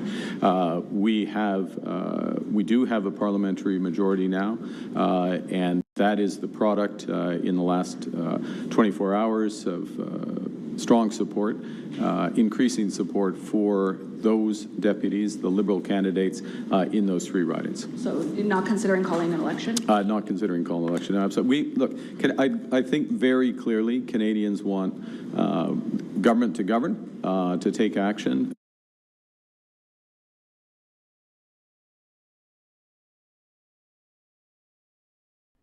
Where did this talk come from? Why, in all heavens, would and I don't want to knock the reporter, but is it because it's not her and specifically? It's been buzzing around a lot. I don't know where it started, but I don't know where this question came from. Why would the Liberals be calling an election? They've just scored 5 MPs, right? 3 by-elections. So they just got 8 points on the board without an election. And why would they risk a 50, like an all hands on deck at this point? But though the odds are in their favor, it seems that they already got what they need. And there's talk that there's 10 more conservatives talking about coming to the Liberals. Now the Liberals are, well, running a campaign, a thing, and it looks like they're going to at least a couple of years. I don't know. I'm not sure why we're going to see it. There's a lot happening in politics. It's interesting as heck going on. Let's hear him go forward. It's a win. I don't know. This is a win. He won 3 seats. He wouldn't ever think of calling an election. If it was me, and it's not in any shape, way, or form, I'm just thinking I would never call an election. It's like, we got majority, they're good. And they got, the trajectory is leaning on their side right now. And that seems to be enough. Just a little, like 1, 2 protons at a time are coming and hitting the screen, you know what I mean? And are we watching it? Yes, we're watching it. We're watching the click.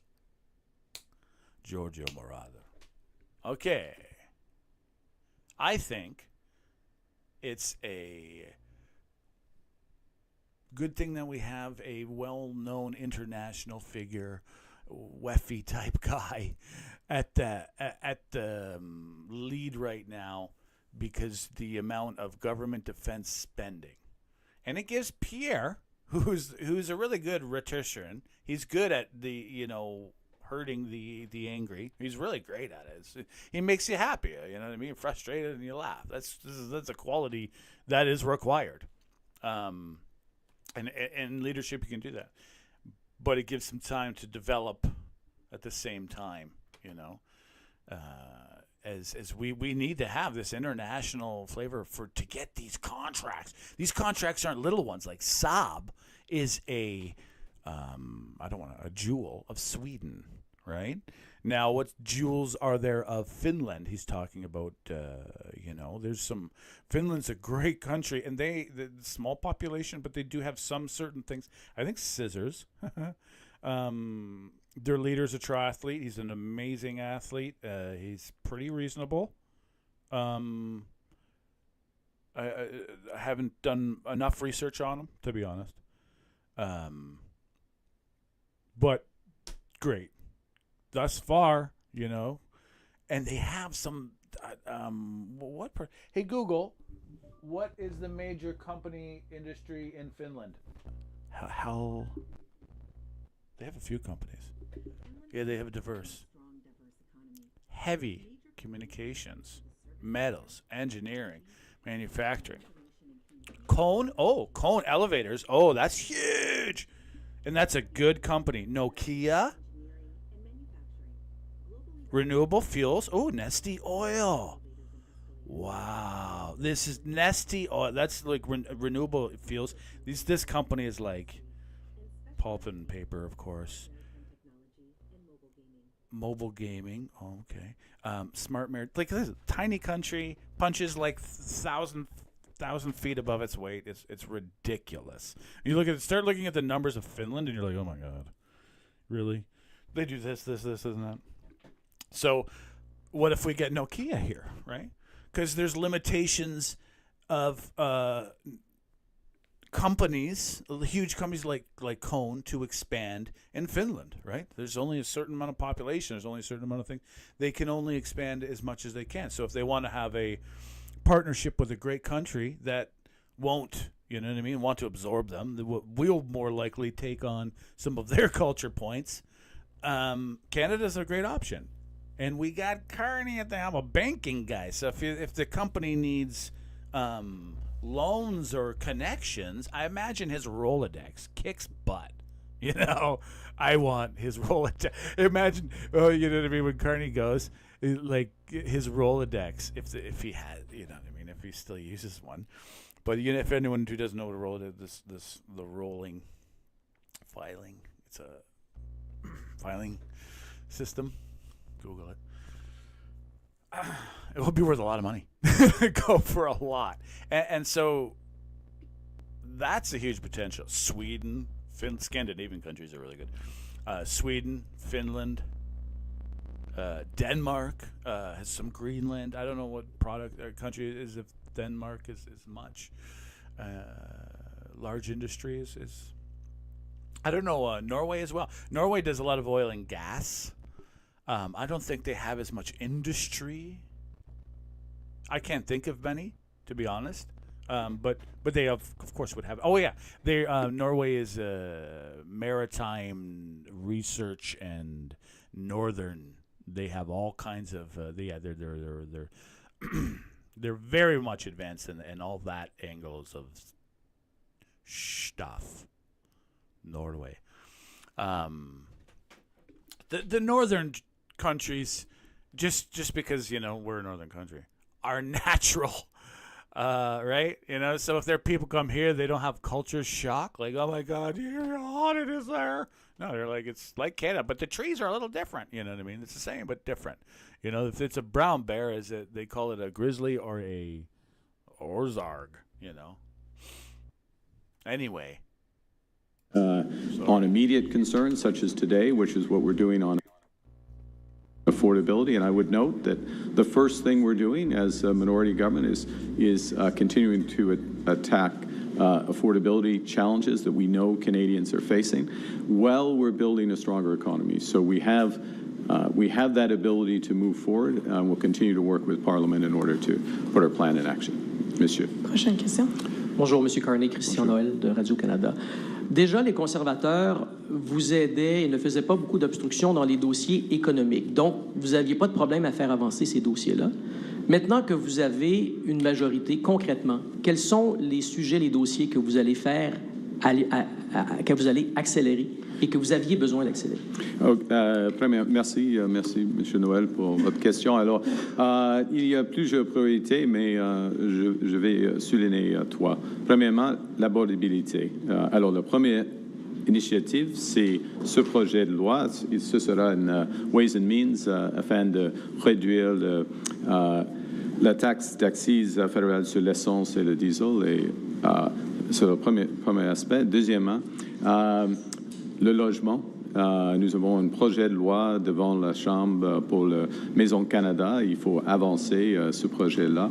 Et des grands projets d'accélérer l'approbation, de mettre en œuvre des grands projets de contre-cœur, de côte à côte à côte du Canada. If the question in terms of economic priorities, I'd say I'd highlight three. In fairness to Mr. Noel, it wasn't specifically on economic priorities, but was the preamble. First, affordability. There's this initiative here that goes directly to affordability concerns. Secondly, working to accelerate our housing program and our community build program. There's a bill before the House on Build Canada Homes, the structure for Build Canada Homes, which will help accelerate at scale these projects. And thirdly, the large projects. But I'd add one more, si je peux ajouter une quatrième. Et ce sera dans la mise en jeu économique dans quelques semaines. On met l'accent pour une Canada des initiatives afin d'assurer que le progrès du Canada bénéficie tous les Canadiens et les Canadiennes. Okay, so we're putting in place, to put it in English, we're putting in place a series of measures. Some will have short-term payoffs. Many will have payoffs in a few years. The bigger projects, the bigger initiatives, we have to change fundamentally our economy to be stronger, more independent, more prosperous. But we want to make sure that those benefit all Canadians. And in the spring update, which the minister will in due course announce the timing for, and the initiatives, of course, in that, you'll see more emphasis on taking where we're going with the economy and making sure that it benefits all Canadians. Vous avez maintenant une majorité. Vous avez des nouveaux députés. Vous avez du temps devant vous maintenant, 3 ans si vous ne déclenchez pas d'élection anticipée. Songez-vous à un remaniement ministériel d'ici l'été et pourquoi? C'est pas dans mon plan d'avoir un remaniement ministériel. J'ai eu la chance d'avoir un cabinet très, très capable. Il y a beaucoup à faire. Et c'est dans un sens, M. Noël, c'est un point en général. On veut gouverner, on veut agir. Il faut avancer. Ça, c'est le mandat des Canadiennes et des Canadiens. Oui. Prochaine question. Next question. Good morning, Prime Minister. Kate McKenna from CBC. I just wanted to push you a little bit on that question from my colleague.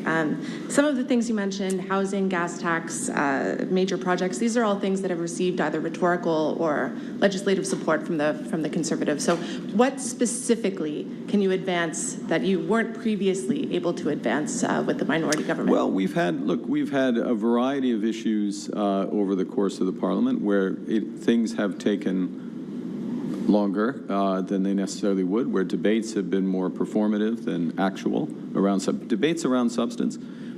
I don't want to read into the record, although other deputies in Parliament did read into the record their love of cats and dogs and but these are examples. These are real examples in committee. You get the pleasure of covering committees. And I ask you, and I say this as someone who's testified to committees in front of the Canadian Parliament, in front of the UK Parliament for decades. There's a difference between real testimony, real substance, getting to issues, debating aspects of law, advancing. That's the job of parliamentarians, and showboating. We're going to have less of that. We're going to have more substance. I think all parliamentarians, in the end, will will appreciate that, even if it's a change for some of them. Ça c'est un changement d'attitude, de manière, dont la communauté, par exemple. Voudriez-vous une réponse en français ou non? Oui, OK. OK, mais il faut écouter. C'est pour vous, monsieur. Alors, non,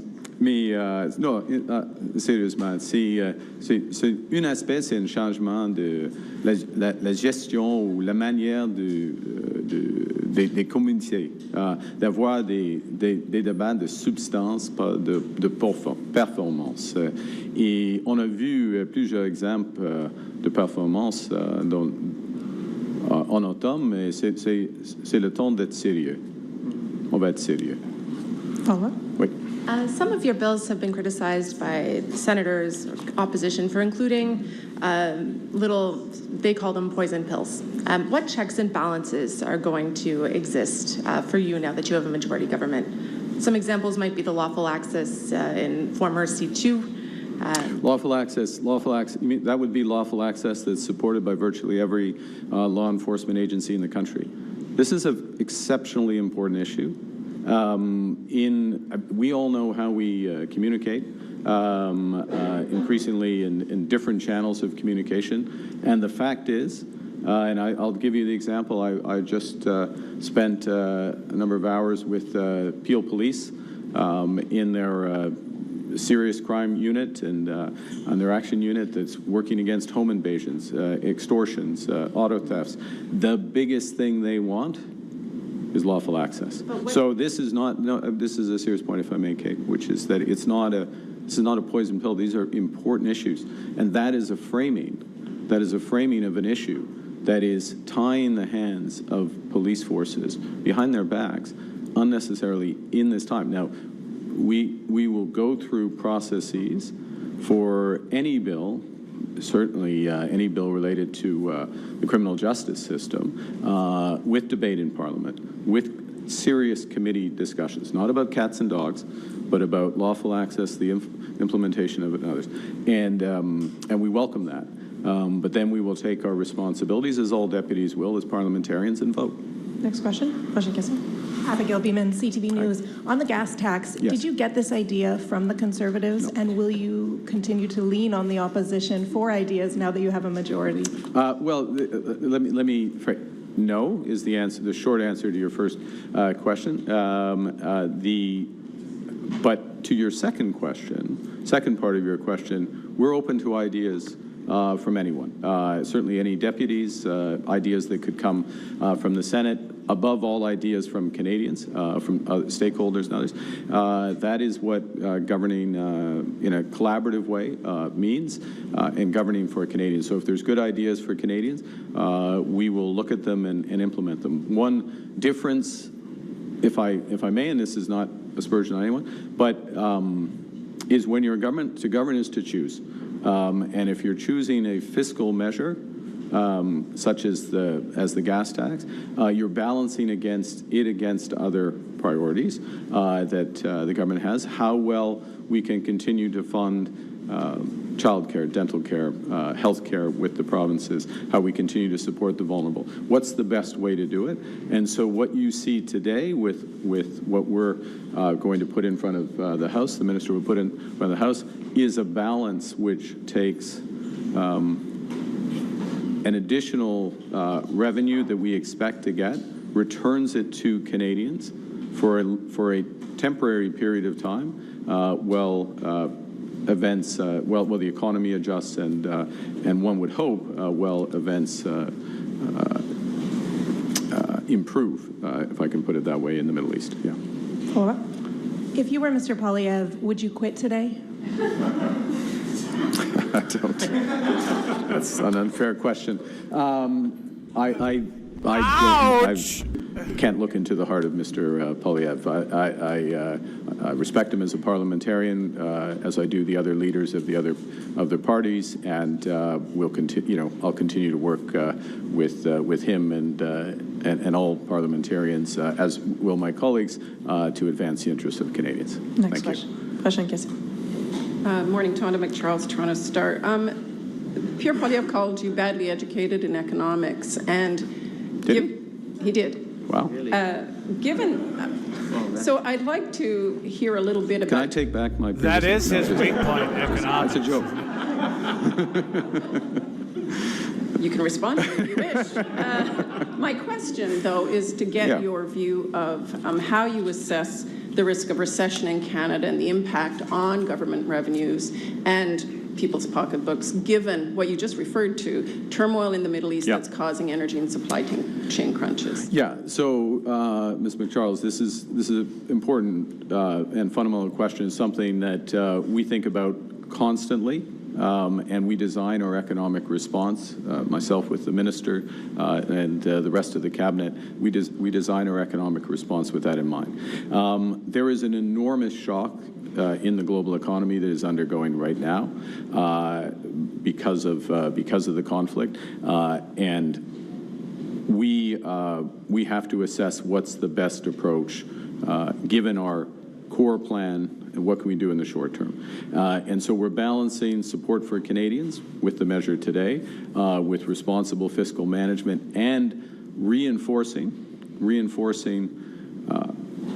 the plan to build Canada strong on housing, on community infrastructure, energy infrastructure, new ports, et cetera, that is restoring investor confidence, both here in Canada and globally. We're rated one of the most attractive places now for foreign investment. I think we're going to see more of that. That's going to help create jobs for Canadians and keep this economy growing. I would note that literally in, the last hour or so, the IMF has just released its forecast for the global economy. Canada is rated by the IMF as the second fastest growing economy in the G7. You will have seen in the last 2 months of GDP data, a return to growth of the economy after a short period. So return to growth there, forecast to be the second strongest in the G7. Clear plan that's addressing short-term issues in terms of affordability, which are real, but also staying the course, reinforcing that investment that this economy needs. And I just maybe finish and hand back, which is that we have to grow this economy to create the jobs for Canadians, and it's absolutely clear, it's been reinforced again by the events in the Middle East, we have to make our economy stronger and more independent. And if there's a unifying theme in our economic strategy, it's strength and independence. And so we'll continue to do that, and that becomes self-reinforcing. And I can tell you, based on you can put an adjective in front of my economic education, economic experience, that is the type of strategy that really pays dividends. It compounds to the benefit of Canadians over time, and that's why we're sticking with it. Sounds like you're not anticipating a recession. But no, we expect to be clear. I'll be absolutely clear on that. The economy is growing again, creating jobs. We want it to grow faster and build. We've got to make these big investments. That's why it's so crucial. That's why we are grateful for the support of the voters in Terrebonne, in Scarborough Southwest, and in University Rosedale. But the expectation, even in the wake of one of the big economic shocks, is that Canada will be the second strongest economy, fastest growing economy in the G7 this year and next, and that is the view of the IMF just released hours ago. Thank you. You talked about accepting this majority mandate with determination, humility and determination. So I would like to know, you addressed the question about not calling an election, but I would like to know, are you a one-and-done majority mandate Prime Minister? Oh, mon Dieu. Aucune idée. Honestly, no idea. I mean, look, we get Canadians have placed their trust in this government. We have a responsibility to live up to that, work every day to implement our policies, the right plan for the country, to grow the country, and that's what we're going to do. Not thinking ahead beyond that. Nor Canadians want us. We're here to do a job. We're doing a job. We didn't go out and celebrate last night. We were working last night on finishing touches on this, other aspects of the spring economic statement, which you'll see in due course. First thing we're doing is focused on affordability for Canadians. We're going to keep building. I'm meeting, thank you, by the way, for the question about President Stubb. That's an important meeting. It's an important meeting because for our security, it's an important meeting for our relations within Europe. It's an important meeting for Ukraine. And yes, we will play a little hockey this afternoon. So. It's an important meeting for getting Nokia factories here. They're really good in metalworks and stuff like that. We need that specialization knowledge, at least the companies here that do that work. It would be nice to have them here for, products going forward. It's going to be a lot of military stuff. So, and I said, the people a lot of times think of the whole helicopter or this and that. Well, there's parts therein that can be sold. We can buy a semi-refined product from Brazil, bring it to Canada, and upgrade it to another thing, you know what I mean? And then move it through a NATO process. Things like that can be done through Canada. I'm not sure all of the NATO specs and all this stuff, how that exactly goes by country, but it can be done from other places, upgraded here, brought, to a part of a larger whatever the heck they're building, you know what I mean? In millions and millions of ways. So like 50-person companies can be sprouting up in Canada like sheep in Scotland very quickly. And there's 50, I worked at a 5 to 50, a 5 to 15-person company, I believe is the best for humbleness. It's a humble, nice, good company. And if they have like 10 years of contracts, if they're like, what I mean? If they got 10-year view that looks good, a few, 5 to 50, it has a family kind of feel to it, They have an independent type of feel, and it works pretty good for a lot of folks. And then, the big companies, that's the one thing that we've lost a little bit with going forward. But I think with this military stuff, there is a more ability to have these smaller specialized companies that do this one little product that add to a larger whole going forward, because you can't do this stuff in a lot of these countries where it's being done now. You can't build a NATO a helicopter part in China. Zero can be built in China or any other country that's not in NATO. So that's, it's a standard of manufacturing that is above everything else. And Finland, Stubbs, is, they got a lot of good companies like Saab that we could have here, and vice versa, maybe, I don't know. But maybe with shipping or something like that, like a shipping port development in the north. I'm not sure. But there's a lot of things that our countries could be very closely aligned on, Though, and Pierre needs to stay the course. Yeah, should Pierre quit? Everyone just needs to stay the course. I think Canada's on a good trajectory as a whole. Unfortunately, it's hard on the Conservatives, and I'm, a lover of the Conservative Party. It's important for us because we got to hang out with the Ottawa Charge for half an hour. Thank you. We're coming up on time, so we'll do last question. Dernière question. Good morning, Prime Minister. On prend deux questions, Madame Guzeli. Oui. Laura Osmond with The Logic. On the excise fuel tax, how much do you expect this to cost, and why have you decided to go with such a broad measure, Google that one. which has been criticized when the Conservatives raised it as unnecessarily expensive and difficult to reverse? Why have you decided to go with this rather than more targeted measures for people who need it most? Well, we did, this is targeted within the overall gamut of things we can do around fuel charges. So it's targeted in a couple of ways. One, it's, as I said, but just to repeat for those joining late, if you will. It's until Labor Day, from Monday until Labor Day, so it's a finite period of time, basically a little more than 4 months. It's an obvious time when Canadians are traveling a bit more. And by the way, I'll just add that the fuel tax for aircraft fuel is also included in this, so for domestic flights it's relevant for that. So that's the first point, it's targeted. It is, the provinces also have excise taxes on fuel. So ours is 10 cents. On gasoline, the provincial average is about 13 cents. That's obviously a decision for provinces whether or not they want to do something targeted. And when you look at, again, to have a balanced approach, and we don't know exactly where, obviously, energy prices are going to be, but the cost of this measure, Minister, is about $2.4 billion. So it's this is a big decision in terms of fiscal expense, and so we balance that given the situation.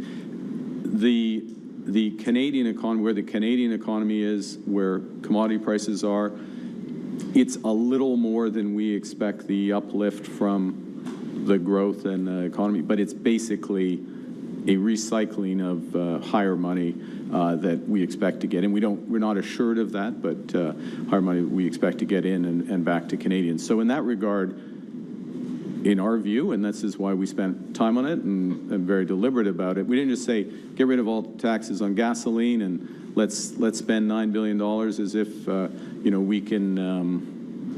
As if we're not in government, which is actually what you do say when you're not in government. But when you're in government, you have to choose, you have to balance, and this is the balance we've struck. Also wanted to ask you for an update on the Alberta MOU negotiations. A lot has changed since that initial MOU was initially signed, especially with respect to what's going on in Iran. Has there been a change in calculus at all about whether the Pathways project makes sense for all parties? I would say that plus ça change, plus ça reste la même chose. Oui, like it reinforced what's happened. In many respects, has reinforced the motivations on all aspects of the agreement. It's reinforced the importance of energy security here in Canada, but also in our potential partners, including very much in Asia. So there's even more interest in what the Alberta agreement could unlock. It's also reinforced interest in the overall energy transition, of which the Pathways project, your specific question, can play a part. So we're making good progress. They're very constructive negotiations. These are serious, detailed discussions, negotiations, but really discussions, because we're not just advancing specific projects, but we're setting up the framework for major investment in Alberta and across the country for decades to come. Dernière question. Last question, Hélène. Madame. Hélène Buzetti, les coop. Juste revenir sur cette annonce aujourd'hui. Quelle garantie avez-vous que les pétrolières ne vont pas prendre l'espace que vous libérez avec ce dissous le litre? Est-ce que vous avez obtenu des garanties? On n'a pas des garanties, mais on reliait sur la concurrence, la transparence et l'expérience. Et en ce qui concerne le dernier, quand nous avons enlevé la taxe sur le carbone, tout le montant a été passé, en effet, transféré aux consommateurs canadiens. Mais on va suivre de près, OK? On va suivre de près la performance des sociétés. Mais c'est déjà arrivé en 2022 que le prix de l'essence a atteint 2 $ le litre. Si cet automne, après la fête du travail, le prix est encore élevé, comment vous allez faire pour la remettre, votre taxe? Est-ce que vous n'êtes pas coincé? Non, on n'est pas coincé. OK, on commence par dire on n'est pas coincé. OK, on aura du temps afin de faire d'autres choses, d'autres initiatives afin de grandir, d'améliorer la situation économique des Canadiens et Canadiens. Alors, mais c'est une mesure absolument temporaire, mais une mesure temporaire mais importante. Merci. Merci. Vous avez fait une conférence de presse. Merci beaucoup. Senator Press Conference. Thank you. Okay. Well done. Okay. We go this way, I think. Yep.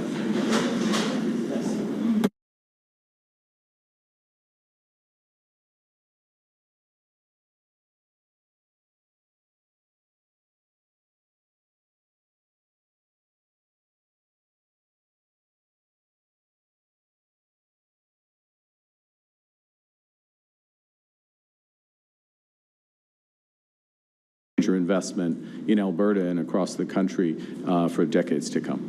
Thank you. Question. Last question, Hélène. Madame. Aujourd'hui, quelle garantie avez-vous que les pétrolières ne vont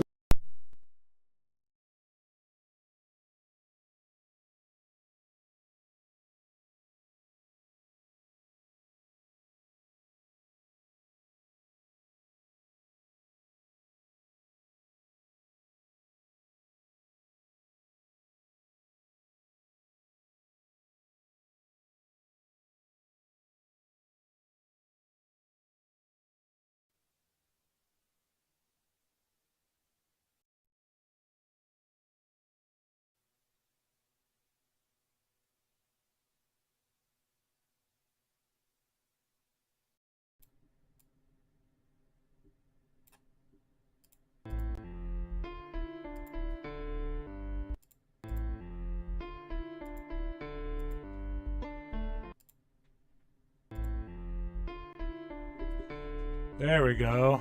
Microphone working. It was down for a second or two. Don't know why. 3 times a week exercising. Do your 8 exercises. With zero. With either. 0. 20 or 45 exercise. Easy to follow, easy to remember, hard, difficult goal. 3 times a week. It's not,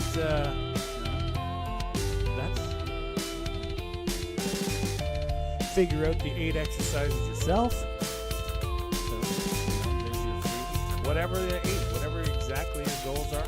I always start with 0, because 0 is nothing. Push-ups, body weight, stuff like that. There's lots to do there. Do that for a long time. Really healthy.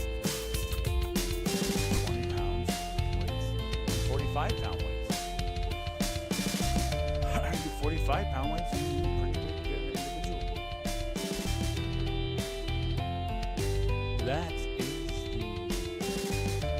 I think, one of the steps to health, and an important step to health, a very important step to health, is your physical activity, especially if you work in the office. Second, you got to have something you know. You got to be interested in something. What are you interested in? I like space, politics, rhetoric, sport. Too many interests. Numbers. Ooh. You put numbers, starts flashing numbers. Oh, God, darn it. He's out of the room. There's some numbers flashing. Someone's talking numbers. There's so much to do. I really wish I would have done math more in school, but there's always time. Right on the side, I'm going to. This is, Fudrin. It's a shape, if you can see it. And then wrong in the picture. The points. Special thing. Google it. More to do with geometry or whatever. But they're the same thing, I think. They're identical. They're just different ways of expressing it. So back to the real politic. Okay, no, the steps. That exercise, ceremony, right? That's a good one. You got to have your ceremony, things you do, and this is that's kind of wrapped in it. There's a few wrapped into the 3 times a week exercise, 55 reps. That's 0, 20, or 45 pounds weight. Yeah.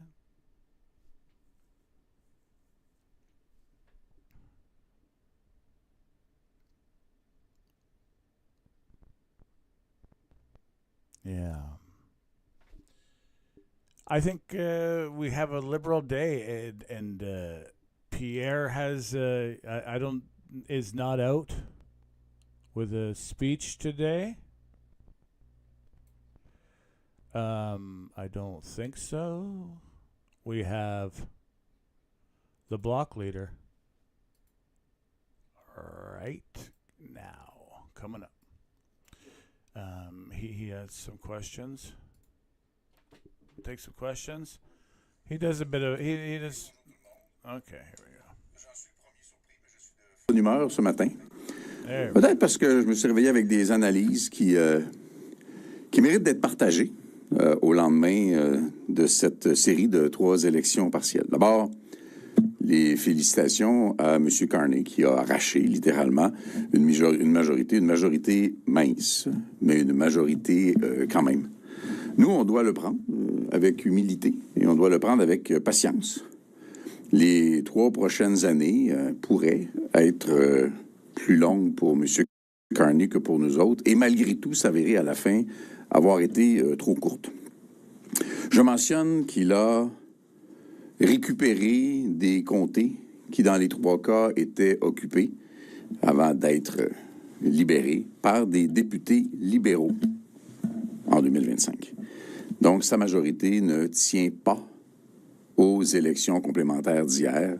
Sa majorité tient à une série de transfuges. C'est une majorité qui, jusqu'à avis contraire, tient avec de la broche. Je veux sincèrement, chaleureusement et intensément féliciter Nathalie Sinclair-Desgagnés, dont la dernière année a été littéralement héroïque. Nathalie était en campagne électorale depuis le déclenchement en mars 2025. Elle n'a jamais levé le pied. Sa détermination n'a jamais flanché. J'ai une grande admiration pour la détermination dont elle a fait preuve. Et je veux aussi remercier les militantes, les militants, les organisateurs, organisatrices qui ont réussi un tour de force. Faire si bonne figure, et on y reviendra, face à une vague qui, à bien des égards, semble encore plus forte que celle d'avril dernier. Cela dit, malgré les apparences, le mandat du Bloc québécois n'est mathématiquement pas plus faible qu'en avril dernier, mais bien plus fort. Le résultat est décevant, mais il n'est pas du tout gênant. En 2025, en nombre absolu, le Bloc québécois a eu 23 350 votes avec un taux de participation de 67 %. Cette année, avec un taux de participation de 50 %, 21 700 votes. C'est très impressionnant.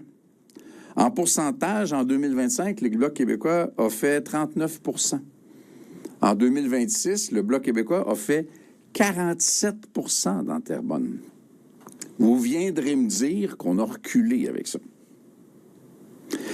Par contre, chez les conservateurs, en passant de 18 % l'an dernier à 3,6 % cette année, ou le NPD de 2,6 à la moitié de 1 %,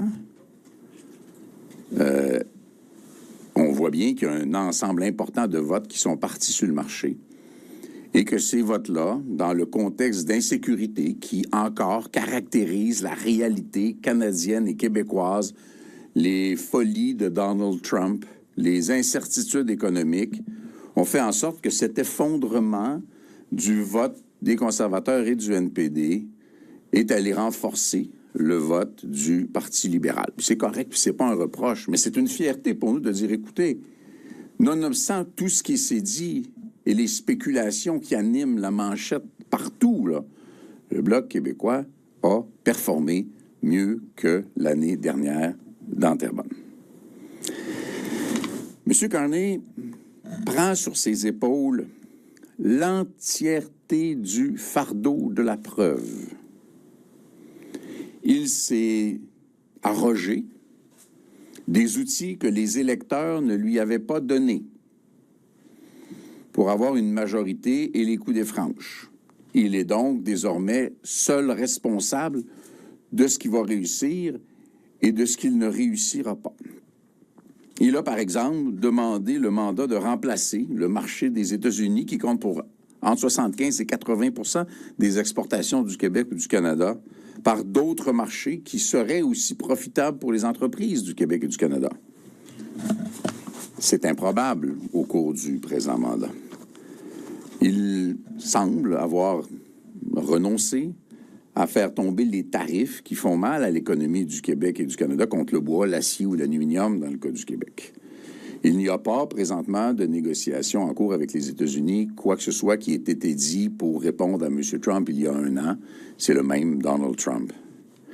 Pendant que le Mexique de Mme Sheinbaum, qui n'est pas moins sévère que le Canada ou que nous à l'encontre du président américain, est quand même en train d'avancer avec des négociations concrètes avec les États-Unis, nous, ici, on dit on ne leur parle pas à ce monde-là. C'est, pour un économiste de haute voltige, peut-être une approche un peu dangereuse, et c'est les entreprises et les travailleurs et les travailleuses du Québec qui sont à risque. Il est étonnamment dépendant des élections de mi-mandat aux États-Unis pour neutraliser le président américain et la Maison-Blanche. Il y aura une attention particulière à porter à un déficit qui, cet automne, risque de ne pas être beaucoup moins draconien, grave, inquiétant que celui de l'automne dernier. Et ça, c'est toujours les Québécois et les Canadiens qui paient. Même si presque la totalité de l'aide canadienne face aux tarifs étalés en Ontario, c'est quand même l'économie québécoise qui semble se porter le mieux au Canada. Ce n'est pas grâce au gouvernement canadien. Mais je comprends les gens de ne pas vouloir perdre ça. D'un côté, on a peur de ce que ça pourrait faire, et de l'autre côté, notre économie continue à bien fonctionner, même si on laisse tomber des gens dont le pouvoir d'achat s'affaiblit. On peut comprendre, on doit comprendre ça avec beaucoup d'humilité. Notre travail sera de faire en sorte que ça ne se fasse pas, ces démarches-là du gouvernement fédéral, sur le dos des plus pauvres, sur le dos des plus vulnérables, sur le dos des retraités, sur le dos des étudiants, sur le dos des jeunes familles qui veulent acheter une première maison. Il faudra qu'on s'assure que ça ne se fasse pas au détriment, au passage, de la langue française, des valeurs québécoises au premier chef, la laïcité, ou d'un modèle d'accueil de l'immigration qui est propre au Québec. Et entre-temps, il y aura des élections au Québec. Ce que j'ose appeler la puissante organisation électorale qui a obtenu un impressionnant résultat hier dans Terrebonne sera entièrement au service du Bloc du Parti québécois, pardon. Et la Chambre des communes sera la caisse de résonance d'une nécessaire réflexion sur l'appropriation par le Québec de tous les attributs de la souveraineté. Donc, le Bloc québécois est fier de sa performance. Le Bloc québécois est patient. Et la balle est dans la cour de M. Carney. Désormais, et pour la première fois depuis 2015, notre travail s'inscrit dans la durée. Moi, la dernière fois que j'ai vécu dans un mandat majoritaire, c'était en 2008 au Parti québécois, quand j'ai été élu député la première fois. Alors, j'ai pas connu ça beaucoup. Donc, je veux de nouveau féliciter le premier ministre pour avoir conservé ce qui était ses circonscriptions. 3 ans, ça peut avoir long, mais 3 ans et demi, c'est moins que la durée du dernier mandat minoritaire de Justin Trudeau. Ça se peut que ça aille vite, et ça se peut que pour certaines personnes, ça ait l'air trop court. Tôt ou tard, plutôt tôt que tard, il faudra que le Québec reprenne son chemin, le chemin qui lui est propre, le chemin de la souveraineté, dès que les Québécois le voudront. Et vous savez quoi? Ça tombe bien. Face à un gouvernement majoritaire, on va parler de souveraineté pendant 3 ans. 3 ans pour illustrer par l'exemple, tout en restant constructif, en faisant des propositions, ce que seront, à un moment donné, dont les Québécois décideront, les avantages pour le Québec d'être un pays à part entière. Et je me permets de finir en paraphrasant avec le sourire Jacques Parizeau, qui disait « Méfiez-vous de l'effet Galarraga ».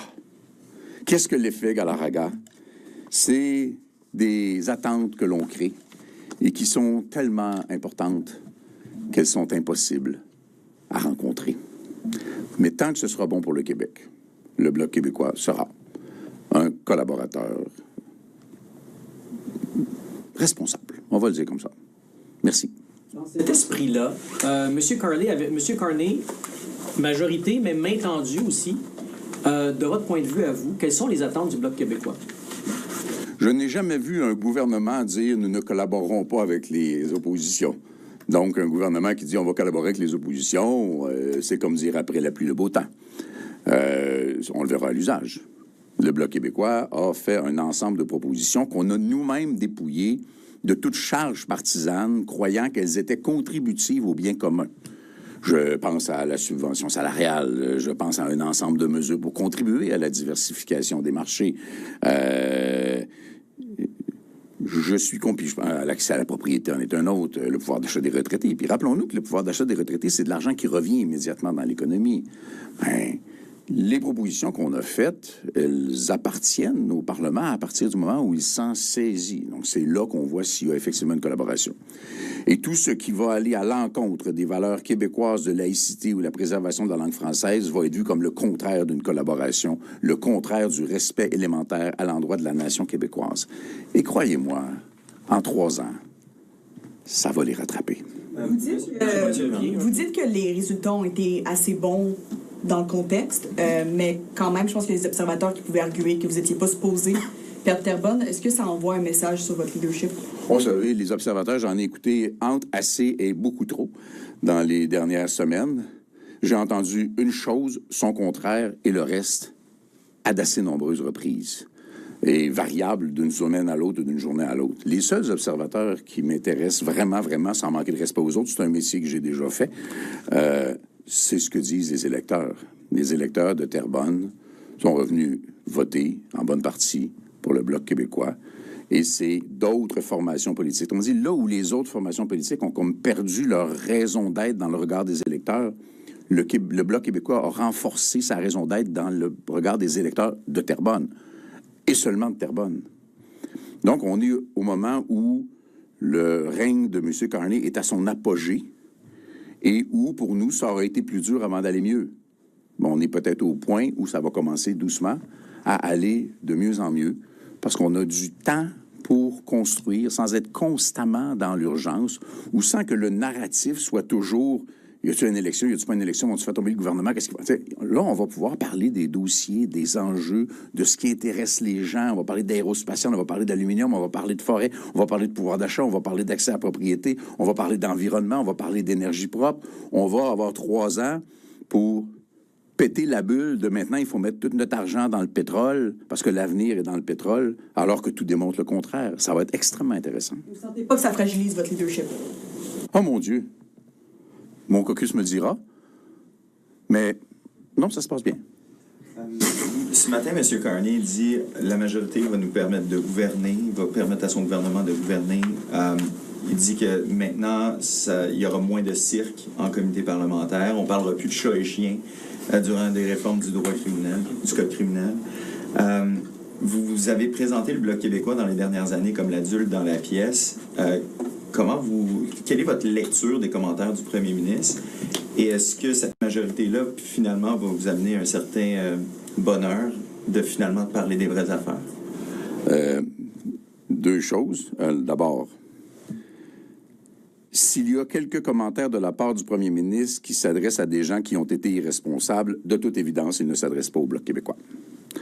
Le Bloc québécois a été reconnu comme étant un parti responsable, un acteur, et je vous rappellerai que c'est en collaborant et en discutant avec le gouvernement qu'on a obtenu la fin de l'exception religieuse pour que les Adil Sharkawi de ce monde ne puissent plus inviter à la violence contre la communauté juive. Je vous rappelle que c'est en négociant avec le gouvernement de façon responsable qu'on a obtenu une protection pour la gestion de l'offre, qu'on a obtenu le financement de Port-Saguenay, qu'on a obtenu le financement de plusieurs projets dans les régions. Donc, je pense que c'est encore dans cet esprit-là. Je vous donnerai l'exemple aussi du train. Vous savez, il n'y aura pas un rail du TGV qui va être posé avant la fin du mandat libéral.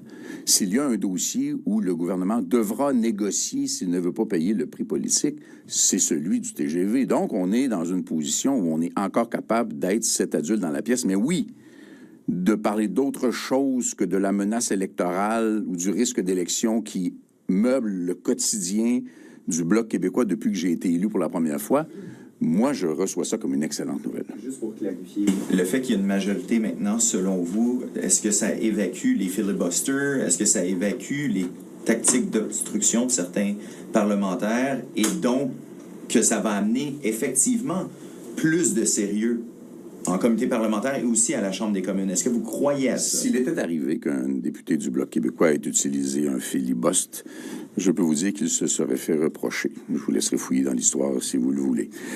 On travaille pas comme ça. Et les conservateurs, qui ont plus cette habitude-là que nous, bien sûr, ont beaucoup d'autres chats à fouetter au cours des prochains mois que de faire du filibuste en comité. Donc, je pense qu'on pourra travailler de façon plus sérieuse. Et on ne sait pas ce qui va arriver aussi dans les comités, là.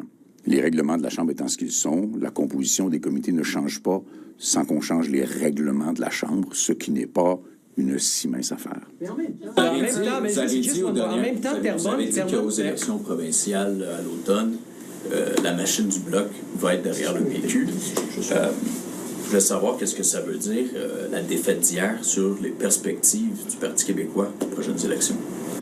En fait, d'abord, la machine du Bloc, j'ai l'impression qu'il y a 4 hobbits qui ont fait face aux armées de Sauron et qu'elles s'en sont fort bien sorties parce que l'organisation, la qualité de l'organisation, puis moi, je suis allé souvent dans Terrebonne, là, c'était extraordinaire, là. C'était extraordinaire. Les gens qui étaient dans le bureau, puis je pense qu'on a les meilleurs, tu sais. Puis cette machine-là va collaborer avec celle du Parti québécois cet automne. Donc, c'est un engagement que j'ai déjà pris très clairement en disant, voici mon numéro de membre du Parti québécois, je suis un militant du Parti québécois, je suis un militant de la souveraineté du Québec. Je pense qu'on peut contribuer à faire une différence dans une élection cet automne qui va être importante. Dans l'arborescence des futures possibles élections du Québec cet automne, elle est extraordinairement importante. On sera en soutien à nos amis du Parti québécois. Vous avez un comté souverainiste pendant les 3 prochaines années. C'est un peu le... Vous voyez pas ça comme un fardeau pour le Bloc de parler de souveraineté électorale? Non, mais c'est un bonheur pour nous que de parler de souveraineté.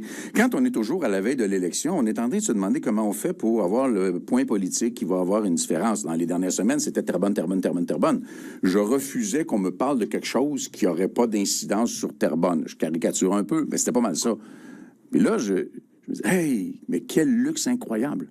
Parce que le rôle du Bloc, ça va bien sûr être encore en comité dans le Parlement avec nos propositions dans l'analyse des projets de loi qu'on va nous-mêmes déposer, d'être une contribution positive aux intérêts du Québec. Mais en même temps, au lieu de parler d'élection, on va parler de souveraineté. On va être capable de faire la démonstration qu'un pays des dimensions et de la richesse du Québec, qui serait quand même un des plus grands pays du monde et un des 25 pays les plus riches du monde, ne doit pas traîner éternellement le boulet de financer le pétrole de l'Ouest qu'on paye le même prix que n'importe qui.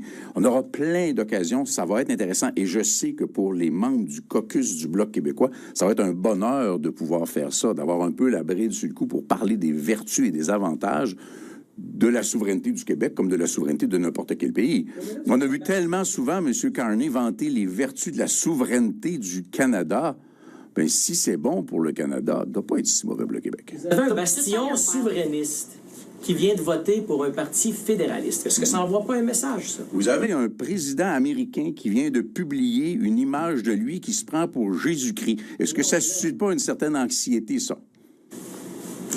Non, mais vous répondez pas à la question. Mais vous répondez pas à la question. Vous répondez pas à la question. Ça vous envoie pas un message? On va prendre celle-là. Mais vous n'avez pas répondu. Do you think you lost the Terrebonne by-election because of Donald Trump?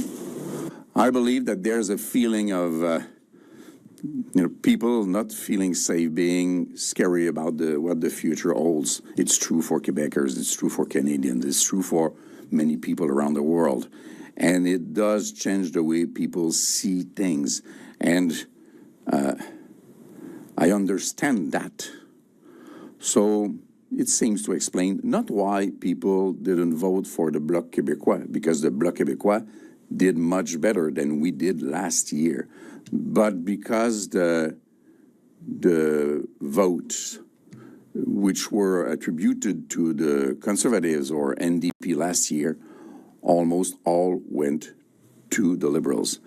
I made some calculations. Last year, the Conservatives had 8.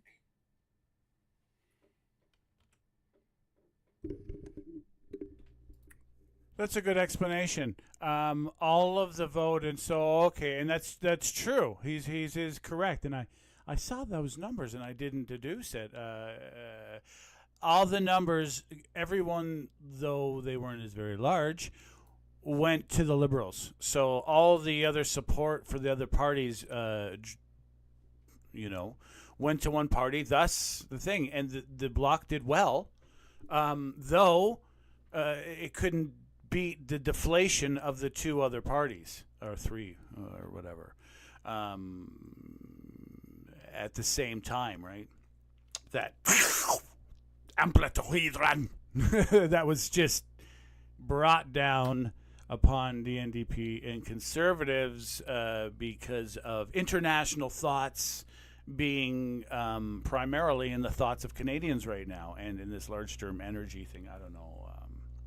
Not sure what Carney's totally is. Not totally 100% sold on it, but thus far what he has gone forward has been pretty good. Pretty safe. I think Canada is going to be getting more companies coming here than large companies from Scandinavian and other, North Korea as well. Looks like it. Germany, of course.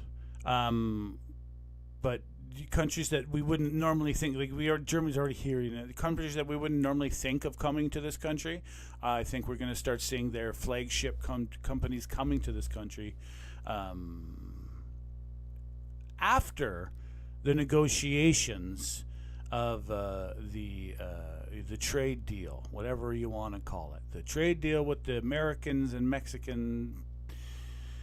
The trio, after that's done, and if it's good for all three, I think it's going to be, Trump has to be nice with it because of international, you know what I mean? He needs to support the foundation again, so there's going to be, I believe that. This is my belief. It'll happen, and it'll be good for everyone, but he shook up the market, did a good thing, and then it'll, hopefully we get a good deal, and then Canada, I think, is poised for major company investment of, like I said, flagship companies from countries around the world that are concerned about security and such, and realizing Canada has a good, you know what I mean? There's a lot of potential. I think we need to develop. I really wanted Carney in more because I thought hydro was going to be his biggest push because of his previous thing. Hydro, I just really believe in it. I can talk about it all day. I won't bore you. But to me, it just makes the most sense, and Canada has the most potential for it. We don't have people living along the water, so it's not like we're going to, and a lot of times it adds little lakes and stuff like that, so like a tourist aspect, a cultural aspect, as well as a habitat, you know what I mean? It's not, it doesn't have as many downsides as other places in the world, and it has very few comparatively to other things, right? So, and China right now is leading the way. Okay, I won't go into China, the technology, but we have lots in Quebec, technologies of hydro, and it's the reason why we have an aluminum sector. Okay, I won't go in anymore. I'm sorry. 15% of the votes. If this year they would have had 1/3 of it, 6%, we would have won. This is the hell of a difference, but I don't dispute the result. I just say that we did very well while everybody else crashed. Why do you think you lost, and what do you think was the reason why the Liberals pulled ahead? We lost because they had more votes than we did. And if I can be more precise than that, we lost because even if we had a lot more votes in terms of percentage than last year, the Conservative crashed to 3.5%, and the NDP crashed to half of 1%, and almost all those votes went to the Liberals because of the situation in the world, because of the situation facing United States and Donald Trump, because there seems to be no alternative about who is to negotiate with Donald Trump. So they want to give some support to the guy who said he could fix it, even if so far he has fixed nothing. Monsieur Blanchet, est-ce que vous sentez que Terrebonne a changé au fil des ans? La composition démographique, par exemple, a changé et donc que ça a pu vous nuire dans l'élection d'hier? Oui, comme dans celle de la dernière élection. Dans une série de mandats minoritaires, il est très difficile pour une formation politique comme le Bloc québécois d'aller interpeller un électorat qui ne nous est pas acquis d'emblée. On a le devoir d'aller parler aux gens qui sont issus de l'immigration. Puis c'est pas vrai que parce qu'un immigrant est francophone, il va voter pour le Bloc, là. On a le devoir d'aller davantage. Et là, on a 3 ans et demi pour aller parler à des gens qui sont issus de l'immigration. Puis là, il faut leur parler de la bonne manière. On ne parlera pas aux immigrants et on ne convaincra pas les immigrants en lui disant qu'on ne veut pas les voir. On a des demandes légitimes comme nation à l'effet que lorsque les gens viennent vivre au Québec, il y a un corpus fondamental qui définit le Québec, qui est une langue commune, une langue officielle, qui est le français. Il y a des valeurs d'égalité qui portent la nécessité de la laïcité de l'État. Il y a la participation à une culture collective qui s'est toujours nourrie d'une immigration généreuse au Québec. Et il faut être capable de le dire à ces gens-là et d'aller leur parler et d'aller les interpeller pour qu'ils disent « Je suis Québécois, je suis heureux d'être Québécois et je suis fier d'être Québécois. » Et ça, c'est vrai dans Thérèse de Blainville, dans Terrebonne, dans La Prairie, dans Montarville, partout. Moi, personnellement, je me ferai un plaisir, ayant plus de temps pour le faire, d'aller interpeller les Québécois qui sont aussi Québécois que moi et qui sont issus de l'immigration. Est-ce que c'était un angle mort que vous n'aviez pas vu dans la stratégie que vous avez déployée dans Terrebonne? On l'a vu. Oui. The wrong one. He's like, no. On l'a connu hier, par exemple, les résultats. Oh, il y a des analyses que je ne présenterai pas sur comment la campagne a été menée dans Terrebonne par d'autres formations politiques, mais je dirais que le Bloc québécois et le Québec a une tradition de grand accueil généreux des gens qui sont issus de l'immigration et qu'il est douteux de prétendre qu'il en aille autrement. Qu'est-ce que vous voulez dire par rapport aux autres formations politiques? Non. Qu'est-ce que vous voulez dire par rapport aux autres partis politiques? Parce que votre candidat hier soir a félicité la libérale d'avoir plus de monde. What's your party's game plan over the next 3 years to hold Carney's government to account, given that he has a majority mandate? What we will do in the next 3 years, something like that, that will be very interesting. The Bloc québécois, let's go back in time 1 full year.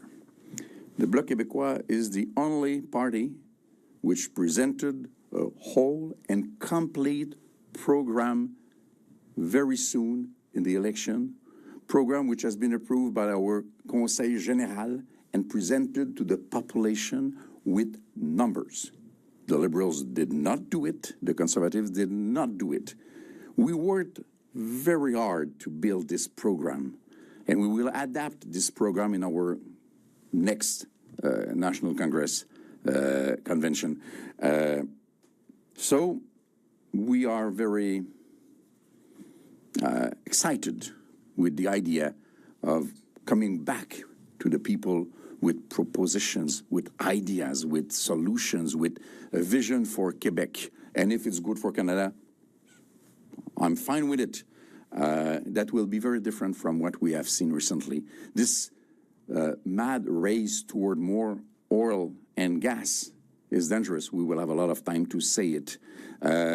Letting poor people fixing their own problems, not improving the buying power of elders, not helping young families to buy a first house, not making sure that our agricultural model is protected, and letting our media in the regions, mostly those who speak French, die one by one.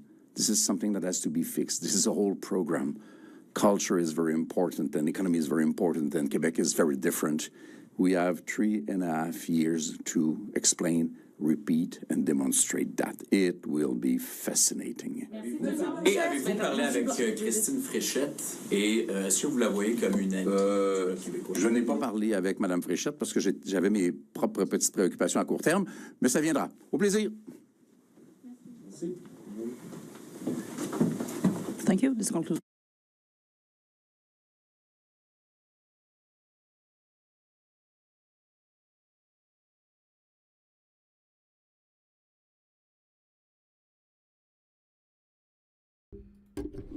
Okay, that was a weird exit.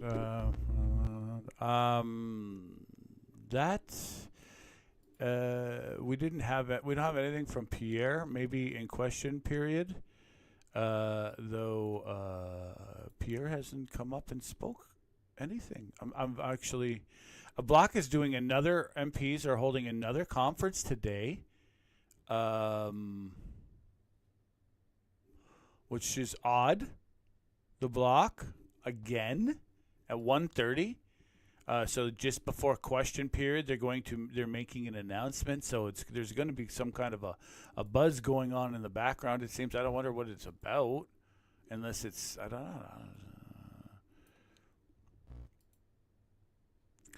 know. And like I said, so Avi spoke today. He's getting some maybe. I think it had something to do with more funding and stuff. Gathering some. Get some money. Terrebonne by-election.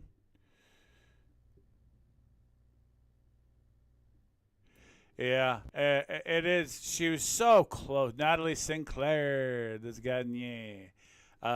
So close. But like he said, the implosion of the Conservative and NDP vote. These 3.5% of the vote went to Conservative, and less than 0.5% to the NDP. That was enough. He says the Bloc increased, but that was enough. He says all those a lot of those people, they left that were NDP and Conservative. They fled mostly, to the Liberals. So there you have it, folks. With those parties, it wasn't in calculation. He didn't fully. The Bloc couldn't fully, fight, is what he kind of said. He says, but he says, well, why did you lose? And he says, because they had more votes. It's like, we didn't win. He didn't try to sugarcoat. He says, but going forward, we're gonna, I think the provincial Bloc is a little bit higher in numbers, but they're not I don't think they were the same